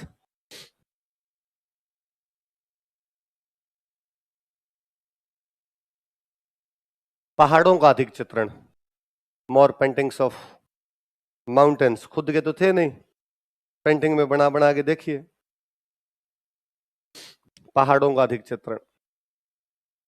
रेत के दोहरे खूब थे तो वो बनाए अपनी पेंटिंग में, लिखो रेत के दोहरों का अधिक चित्रण, रेत के टीलों का अधिक चित्रण, more paintings of sand dunes, more paintings of sand dunes,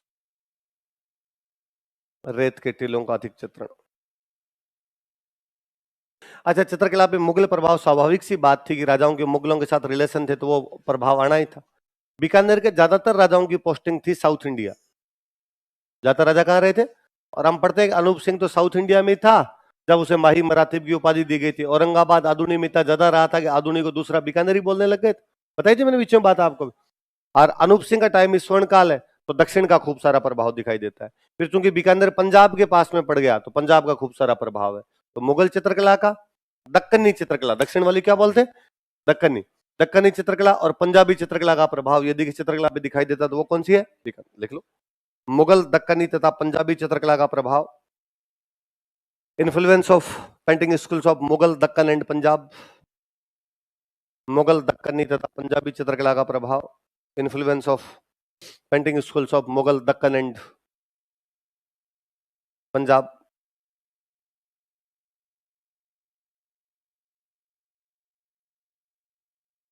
अरे मैंने कहा पहले बात बताई होगी, अपने पुराने भारत में जितनी भी पेंटिंग मिलती है या जितनी भी किताबें मिलती है उनमें ना तो पेंटर का नाम है ना राइटर का नाम। अपने बंदा कोई काम करके खुद को क्रेडिट देना पसंद ही नहीं करता था और बंदे को लगता है ये अहंकार दिखाता है। जब कहता मैंने ये किया, मैंने ये किया, तो अपने उल्टा वो था जो आरतियों में अपने गाते हैं, मैं मूर्ख खलकामी, मैं मूर्ख आदमी हूं, मेरे को कुछ भी नॉलेज है, ये जो कुछ मेरे द्वारा किया जा रहा है ये सब ईश्वर की कृपा है। इसलिए अपने तो यहाँ राजा भी खुद को गोविंद देव जी का दीवान और एकलिंग जी का दीवान ही बताया करते थे, खुद को राजा भी वो नहीं मानते। ये एकमात्र अपने को बीकानेर और शेखावाटी की पेंटिंग ऐसी मिलती है जहां पर पेंटर ने हर पेंटिंग में अपना नाम लिखा है और तारीख लिखी है, वरना तो पेंटर का नाम ही नहीं पता है कि कौन सा पेंटर इस पेंटिंग को बना के चला गया। लिखो, बीकानेर तथा शेखावाटी के चित्रकार, painters of Bikaner and Shekhawati.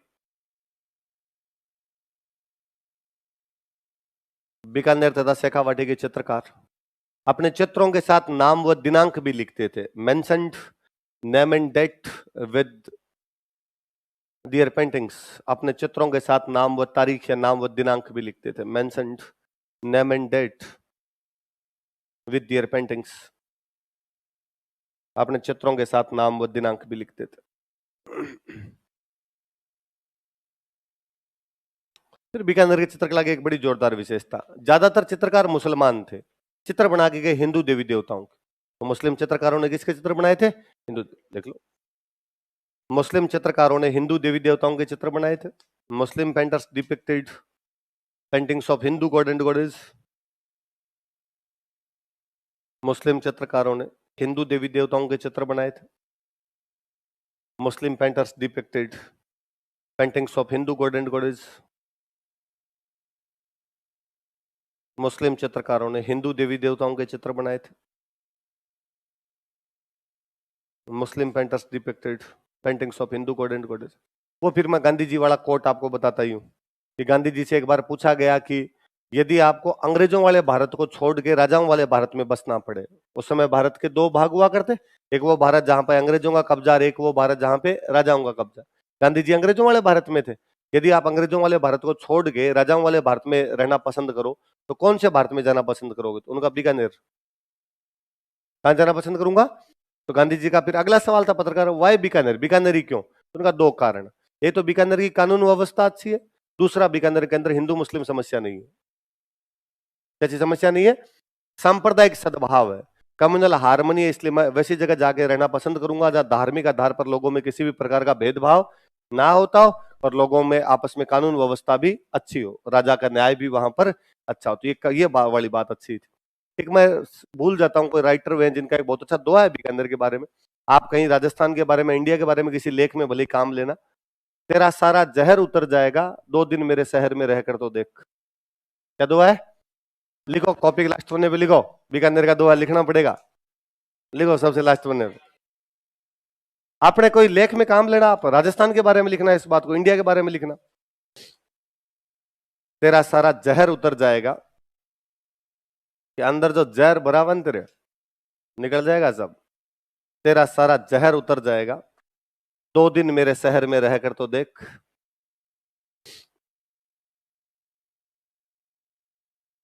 दो दिन मेरे शहर में रहकर तो देख।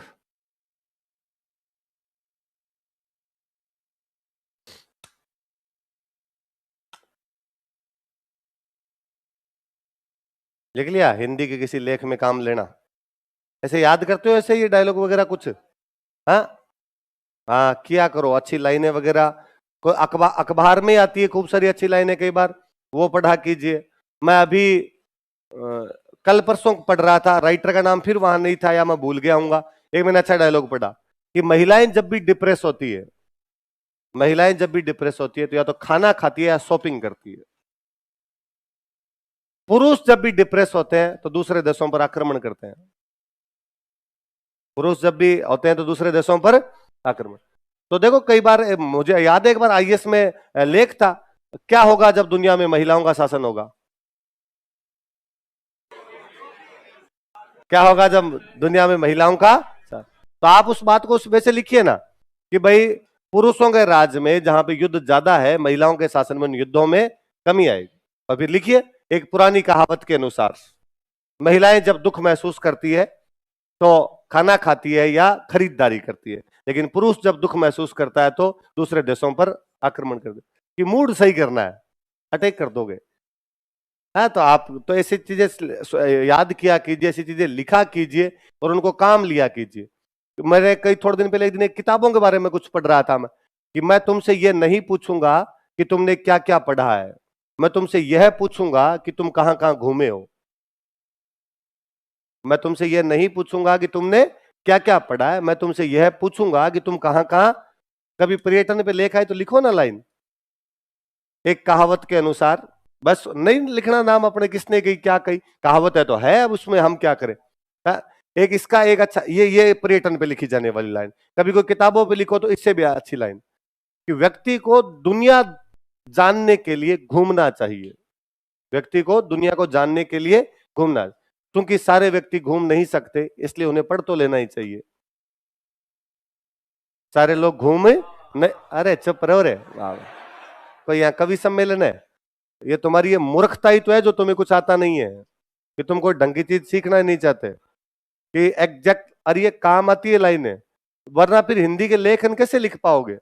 पिछले 3 सालों में मैंने यहाँ स्प्रिंग बोर्ड के विद्यार्थियों का, यहाँ है तो सब जगह ही होगा, भाषाई स्तर को जितने पतनशील होते हुए देखा, इतना कभी नहीं देखा कि आपको भाषा के नाम पे कुछ भी नहीं आता। अनभिज्ञ लोग हो आप, साहित्य आपने पढ़ा नहीं, 4 ढंग की लाइन आप सुनना नहीं चाहते, न उनको कभी काम लेना चाहते हो, अखबार पढ़ना आपको लगता कि महाभारत का काम है, तो फिर कैसे आएगी चीजें? फिर कोई कैसे लेख अच्छा लिख पाएगा? फिर पद्मा मैम की इस बार 24वीं रैंक आई, और पद्मा मैम किसी इंटरव्यू के अंदर या कभी क्लास में समझाने के लिए यार उसमें भी कहे कि मुकम्मल प्रयास करने पड़ेंगे, और फिर स्टूडेंट के मुकम्मल क्या होता है? तो अब जब सुना ही नहीं, तूने कभी वर्ड ही नहीं सुना, तो कैसे लिख पाएगा? अब जब वो साधारण भाषा में इस प्रकार की चीज बोलते हैं, उन्होंने हिंदी में लिखी होगी, मान के चलिए 10 कॉपियां गई होगी, उनमें एक कॉपी में इस प्रकार की थोड़ी सी भी अच्छी लैंग्वेज मिलेगी, अगला नंबर ज्यादा देगा। 200 में से 150 नंबर है, एक पेपर से सिलेक्शन हो गया, 24वीं रैंक है।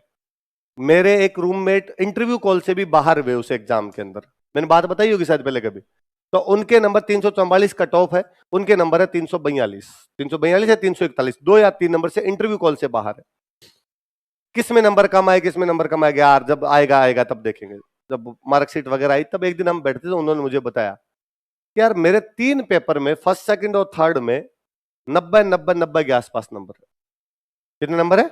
ज्यादा ही है, 92, किसी में 93, 90 नंबर अच्छे होते हैं, खूब अच्छे माने जाते हैं। अब इन 3 पेपर मेरे इतने नंबर है, पर मेरे हिंदी इंग्लिश वाले पेपर में नंबर है 65।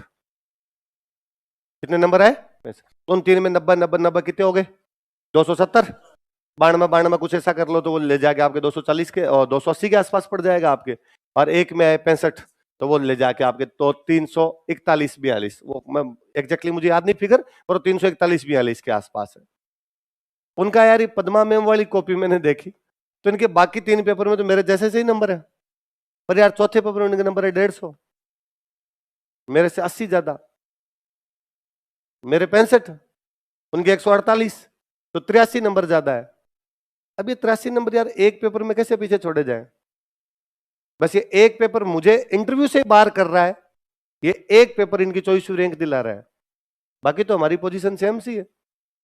किसी में हो सकता है उनके 5-7 ज्यादा रहे हो, तो किसी में मेरे 2-4 नंबर ज्यादा रह गए होंगे। इस एक पेपर ने बाहर निकाल दिया, इस पेपर ने अंदर कर दिया। पर मैं कहता हूं उस पेपर का असर केवल उस पेपर पे ही नहीं है, उनकी भाषा अच्छी है, ये बाकी 3 पेपरों में भी देखा गया होगा। मैं आप लोगों को हम कहते हैं राइटिंग प्रैक्टिस किया करो। स्टूडेंट मैंने जैसे लिखाया, सर ने जैसे लिखाया, एग्जैक्टली वैसा का वैसा उतार के वापस दिखा देता है। अब हम शुरू शुरू में हमने खूब डांटा होगा स्टूडेंट के, क्या तरीका है, जो लिखवाया था नोट्स वो के वो उतार के लेके आ गया। फिर पिछले 2-1 साल में लगा कि इनको आती नहीं है भाषा, कहां से लिखेंगे दूसरा। इससे अच्छा है कम से कम अपने जो लिखा है वो याद तो कर लिया। शाबाश इस मामले के अंदर कि याद करके वैसा का वैसा लिख तो पा रहा है, इतना लिख देगा तो भी सिलेक्शन तो हो ही जाएगा। इसलिए आजकल तो हमने आपको कहना ही बंद कर दिया, इसमें चेंज भी करना होता है। तो हिसाब ये कहता है कि कोई दूसरे के शब्दों का इस्तेमाल कैसे कर सकता है, कि मास्टर ने कोई लैंग्वेज लिखाई और आपके आंसर में सेम ही लैंग्वेज है, फिर आपने क्या पढ़ा, क्या समझा उस चीज से। तराइन के युद्ध के हार के कारण बताओ, उधर 6 लिखे हुए 1 2 3 4 5 6 लगा के स्टूडेंट वैसे वैसे 6 एग्जैक्टली उतारता है। मतलब ये भी नहीं कर पाता कि इन 6 को 3 में कैसे कर दूं, इन 6 को मिनिमाइज कैसे कर लूं, इन 6 को लिमिट कैसे कर लूं, कम कैसे किया जा सकता है। कल मुझे श्याम वाले बेच का कोई स्टूडेंट कह रहा था, सर वो पृथ्वीराज वाला आंसर लिख रहा था या पता नहीं कोई आंसर का, सर वो तो 200 शब्दों में चला जाता है, तो सर कम कैसे करूं, अब मुझे तो पता ही नहीं चल रहा इसमें क्या घटाना और क्या जोड़ना। और तो मैंने घटाना तो कुछ भी नहीं है, मैंने जो लिखवाया पूरा का पूरा लिखना है। सर आप वाला लिखेंगे तब तो शब्द हो जाएंगे 220। मुझे लग रहा था यार मैंने उसमें लिखवाया होगा कि उसने नागार्जुन तथा अपर गंगे के विद्रोह को दबाया, फिर मैंने लिखाया उसने बंडानक जनजाति को मथुरा अलवर भरतपुर के अंदर विद्रोह का दमन किया, फिर मैंने लिखा होगा महोबा का युद्ध, फिर उसमें परमारदेव चंदेल, वैसे क्या होगा नागौर का युद्ध, फिर जयचंद, फिर गौरी। तू तो यार इसको 2 लाइन में लिखे, तू तो एक साथ लिखना। उसने अपने चचेरे भाइयों नागार्जुन तथा अपर गंगे व मथुरा अलवर भरतपुर क्षेत्र में बंडानक जनजाति का विद्रोह दबाया, 2 लाइन तो एक में आए। अब लिखना तू कि महोबा के युद्ध में परमारदेव चंदेल, नागौर के युद्ध में भीम सेकंड चालुक्य तथा तराइन के पहले युद्ध में उसने मोहम्मद गौरी को हराया था। 3 बातें एक साथ आ गई, पर आपको यह भी नहीं पता चलता कि एक साथ कौन सी बातें लिखनी है। इसलिए हंसा मत कीजिए, इतना गंभीरता से सोचा कीजिए। और ये तैयारी हंसी वाली नहीं है, ये गंभीर प्रयास मांगती है कई चीजों के अंदर। फिर आप थोड़े दिनों के अंदर कहोगे कि सर मैं भी वैसा ही पढ़ता था, वो भी वैसा ही पढ़ता था, मेरा सिलेक्शन नहीं हुआ, इसका सिलेक्शन हुआ। उसके आपके प्रयासों में इस गंभीरता की कमी थी कि आपने किसी चीज को सीरियस लिया ही नहीं। कहने को हम हिंदी के 2-2 टीचर लगा दिए अलग कि साहब हिंदी की ग्रामर अलग पढ़ाई जाए। राजेंद्र सर से अच्छी हिंदी मैंने पिछले कई सालों में किसी स्टूडेंट की नहीं देखी होगी। ये हमारे साथ भी पढ़ते थे तो इनकी हिंदी और इंग्लिश दोनों खूब अच्छी हुआ करती। तो ये वाला पोर्शन जब हम पढ़ा करते थे तब ये हमको पढ़ा दिया करते थे, तो यार इनकी क्लासें लगवा दी जाए। चूंकि ये सरकारी ऑफिसर हो रहे इसलिए बता पाएंगे एग्जैक्टली कैसे शब्द होते हैं, कैसे इस्तेमाल किया जाता है। तो इससे क्या फर्क पड़ेगा यदि आप उसको व्यवहार में नहीं उतारते हो। यदि आपके खुद के 4 वर्ड आपके तैयार नहीं किए हुए हैं, आपको खुद की 4 कोटेशन याद नहीं की हुई, आपको खुद की 4 बातें नहीं आती है, फिर बाकी लोगों से अलग आंसर कैसे हो सकता है। तो पढ़ा कीजिए, इधर उधर का कुछ भी मिले उनको पढ़ा कीजिए, हर चीज में से बातें निकल के आती है।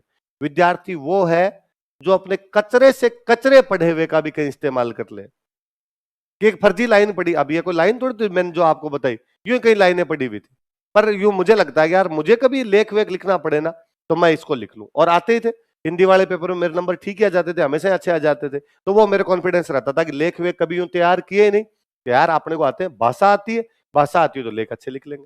और भी मैं देखता था मेरे आसपास वालों की जिनकी भी भाषा अच्छी हुआ करती थी, इस पेपर को कभी अलग से टाइम नहीं दिया, यहाँ यार पढ़ पुढ़ा लेंगे, कर लेंगे। इस बार पद्मा मेम वाला एग्जाम्पल जब देखते हैं तब और लगता है कि यार केवल एक भाषा के दम पे सिलेक्शन करवा गए। वो एक बहुत ढंग की थी, तो कहा इन तीनों पेपर में भी अपने अच्छे आएंगे। नॉलेज बाकी लोगों का वैसे अपने को भी है, नॉलेज में कमी है नहीं, लिख के अच्छे आएंगे। 10 लोगों की कॉपी जब उसके सामने जाएगी तो अपने वाली कॉपी देखने के लिए बाध्य होगा वो, न्याय हो रहा है ये जरूरी नहीं है, न्याय होता हुआ दिखना चाहिए। आप अपनी बातों को दिखा पाते हो कि नहीं दिखा पाते हो, आप पे डिपेंड करता है। आप दिखा ही नहीं पाते। आजकल ये ऊपर कॉपियां चेक करते रहते हैं, मैं कई बार नजरें मार लेता हूं कि किसकी क्या कॉपी आ रखी है। लगता है कि हाँ यार नोट्स थे, नोट्स लिख के ले आया। फिर हमें लगता है कि यार कम से कम बच्चा इतना कर रहा है, ये खूब है। अब इनसे इतनी उम्मीद की जा सकती है, न तो इनका दिमाग चलता है, न इनको कुछ आता है। क्योंकि सारे लोग ऐसे ही एग्जाम देने वाले, इसलिए इनमें से सिलेक्शन होने, इसलिए सिलेक्शन होंगे आपके। कोई चिंता करने की आवश्यकता नहीं, पर आपको आएगा कुछ ही नहीं। आप ये लिमिटेड सी चीजें जानोगे और जान के नौकरी लग जाओगे, पेट पाड़ लोगे जिंदगी के अंदर। सीखिए, ये ज्ञान बहुत ज्यादा अच्छी जगह पे काम आएगा। नौकरी के अंदर जाओगे, वहां पर भी जब किसी से बात भी करोगे, तब आपको लगेगा कि नहीं, चार बातें आती है तो अगला आपकी बात से इंप्रेस होता है। वहां पे अपॉर्चुनिटी के कई दरवाजे और खुलते हैं आपके पास में। जब बातें नहीं आती है तो हर कहीं घुग्गू बन के बैठना पड़ता है। क्यों बैठा जाए? तो पढ़ा कीजिए, कोई कोटेशन अच्छी लगे उनको लिखा कीजिए, सोचा कीजिए कि ऐसा मेरे पास कुछ भी नहीं होना चाहिए कि मेरे पास हो और काम ना आए। यदि मेरे पास है तो मैं उसको कहीं ना कहीं काम ले लूंगा। वो सुकरात वाला डायलॉग है, ज्ञान है तो आचरण में झलकेगा। यदि ज्ञान है तो कोई डायलॉग अब ये था। अब मेरी ये कहीं बीकानेर के बारे में पड़ी हुई थी कि तेरा सारा जहर उतर जाएगा, 2 दिन मेरे शहर में रह कर दो। बीकानेर के लोकल अखबार के अंदर आई होगी कभी कि अपने बीकानेर के बारे में इस प्रकार कहावत। क्यों लिखी जाए? किसको पता है बीकानेर के बारे में? लाइन अच्छी है, ये तो पता है मैं, लाइन तो अच्छी है, यूं इंप्रेशन डालने वाली सी लाइन है। कभी भारत में हिंदू मुस्लिम एकता टाइप का कुछ लिखना हो, भारत में सांप्रदायिक बात पर लिखना हो तो लिखा जाए कि भारतीय सभ्यता व संस्कृति हमेशा से सांप्रदायिक सद्भाव की रही है। हमने हमेशा से सभी धर्मों के लोगों को यहाँ पर उचित पनाह दी है। सब प्रकार के पारसी, जैन, बौद्ध धर्म जितने भी हैं भारत के अंदर पाए जाते हैं। हम भारत के बारे में वो लाइन कह सकते हैं जो किसी कवि ने कभी कही थी। बस, तेरा सारा जहर उतर जाएगा, 2 दिन मेरे देश में रहकर तो देख। पढ़ने वाले को कतई नहीं पता ये लाइन बीकानेर की है। उसको यूं पढ़ के लगता है कि हाँ यार बात तो सही लिखी है। आपकी जो लाइनें 10 लाइनें किसी अर्थ को बता पाती है, उन 10 लाइनों की अपेक्षा ये 1.5 लाइनें ज्यादा काम करती है। वो मैं एमपी सिंह वाला उदाहरण मैंने कभी पहले भी दिया होगा आपको कि वो 2008 में हमारे सीनियर थे, उनकी 8वीं रैंक थी, महेंद्र प्रताप सिंह। उनके पॉलिटिकल साइंस के एक पेपर में नंबर आए 200 में से 170। बताइए कि मैंने बात, 200 में 70 नंबर बहुत होते हैं यार। मतलब पूरे नंबर लेके आ गए, अगले बंदे को नंबर काटने का ही मौका नहीं मिला। तो वो हमारी क्लास में आते थे, हम पूछते कि सर मतलब इतने नंबर, आईआर वाले पेपर, आईआर पढ़ लिया होगा, आईआर वाले पेपर में उनके नंबर है। सर ये नंबर कैसे आए? तो वो हमेशा कहते कि यार मैं थोड़ा भाषा अच्छी लिखता हूँ। सर क्या लिखते हो, हमें भी बता दो ऐसी भाषा। तो नॉर्मली यूं कहते कि यार भारत पाकिस्तान के संबंधों पर लेख लिखना हो तो क्या लिखते हैं अपने लोग? तो भाई आप लिखो, मैं लिखूं, कोई तीसरा आदमी लिखा, अपन लिखेंगे भाई भारत और पाकिस्तान के संबंध आजादी के बाद से अच्छे नहीं रहे। हालांकि भारत तो संबंधों को अच्छे बनाने का प्रयास करता है, लेकिन पाकिस्तान द्वारा हमेशा मुंह में राम बगल में छुरी का कहावत चरितार्थ की जाती है। वह सामने तो हमारे दोस्ती की पिंगे भरता रहता है, लेकिन पीछे से कभी हमारे पे कारगिल पर हमला कर देता है, कभी उरी और पठानकोट कर दिए जाते हैं, कभी हमारी संसद पर हमला कर दिया जाता है, कभी हमारे स्मारकों को नुकसान पहुंचाया जाता है। आतंकवादियों को पनाह देना पाकिस्तान की अब आदत बन चुकी है। अब भारत सरकार को भी ये करना चाहिए कि बार बार उसे दोस्ती की पहल नहीं करनी चाहिए, तथा पाकिस्तान की तरफ से भी सकारात्मक कोई ना कोई रुझान आने चाहिए, तभी पाकिस्तान के साथ बातचीत आगे बढ़ाई जानी चाहिए। ये लिखेंगे, कुछ ऐसी बात ही लिखेंगे, थोड़े शब्द हेरफेर हो सकते हैं, बाकी यही बात लिखेंगे। वो कहते थे कि यार ये जब आता है तो मेरा दिमाग और ही चलता है। मैं फिर ये लिखता हूँ कि 1-2 लाइन लिखी ऊपर, फिर मैं नीचे लिखता हूँ कि क्या ये जरूरी है कि हर बार अमन की बोली दिल्ली बोले? क्या ये जरूरी है कि हर बार अमन की बोली दिल्ली बोले? कभी तो यारो तुम भी लाहौर से बोलो। अब जरूरी नहीं कि आईआर वाले पेपर में आप लिखो, कभी कोई लेख आएगा, उस लेख में होगा भारतीय विदेश नीति टाइप का लेख है, उसके अंदर ये बात लिख दी जाए, तो पढ़ी हुई चीज कहीं भी काम आ जाएगी। उनको शायरियां पढ़ने का शौक था, इसलिए वो शायरियां भी इनके अंदर काम ले लिया करते थे। एक वो राजेंद्र सर ने लिखवाई होगी आपको लेख वाली, वो भूमंडलीकरण वाली लाइन। तब उन दिनों में हमारे वो लेख ज्यादा ही आता था, भूमंडलीकरण का एक लेख आया करता। खलील जिब्रान का एक वो कोड जो अक्सर दिलीप सर भी बोलते रहते हैं, एक दिन मैं बादलों की सैर कर रहा था।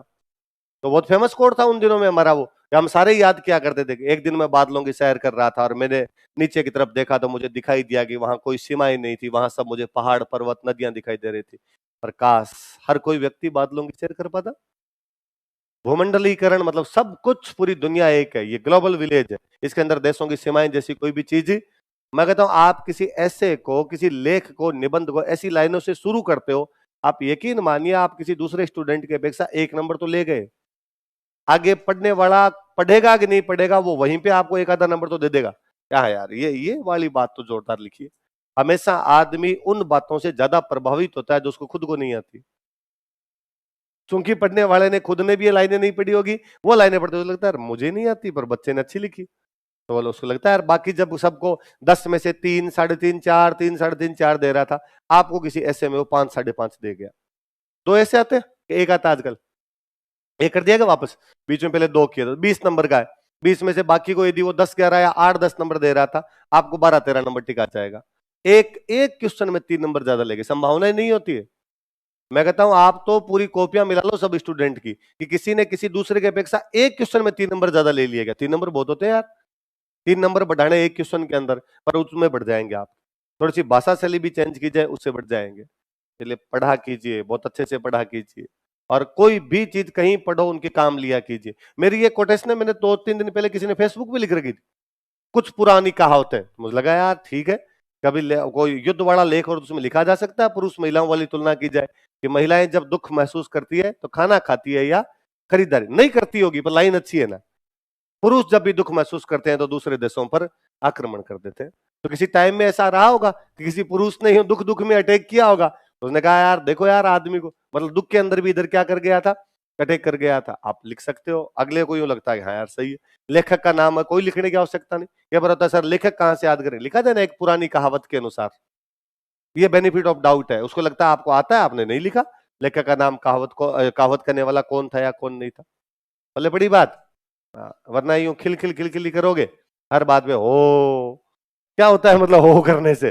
देखो आगे देखे टाइम हो गया, बात तुम यही चाहते थे।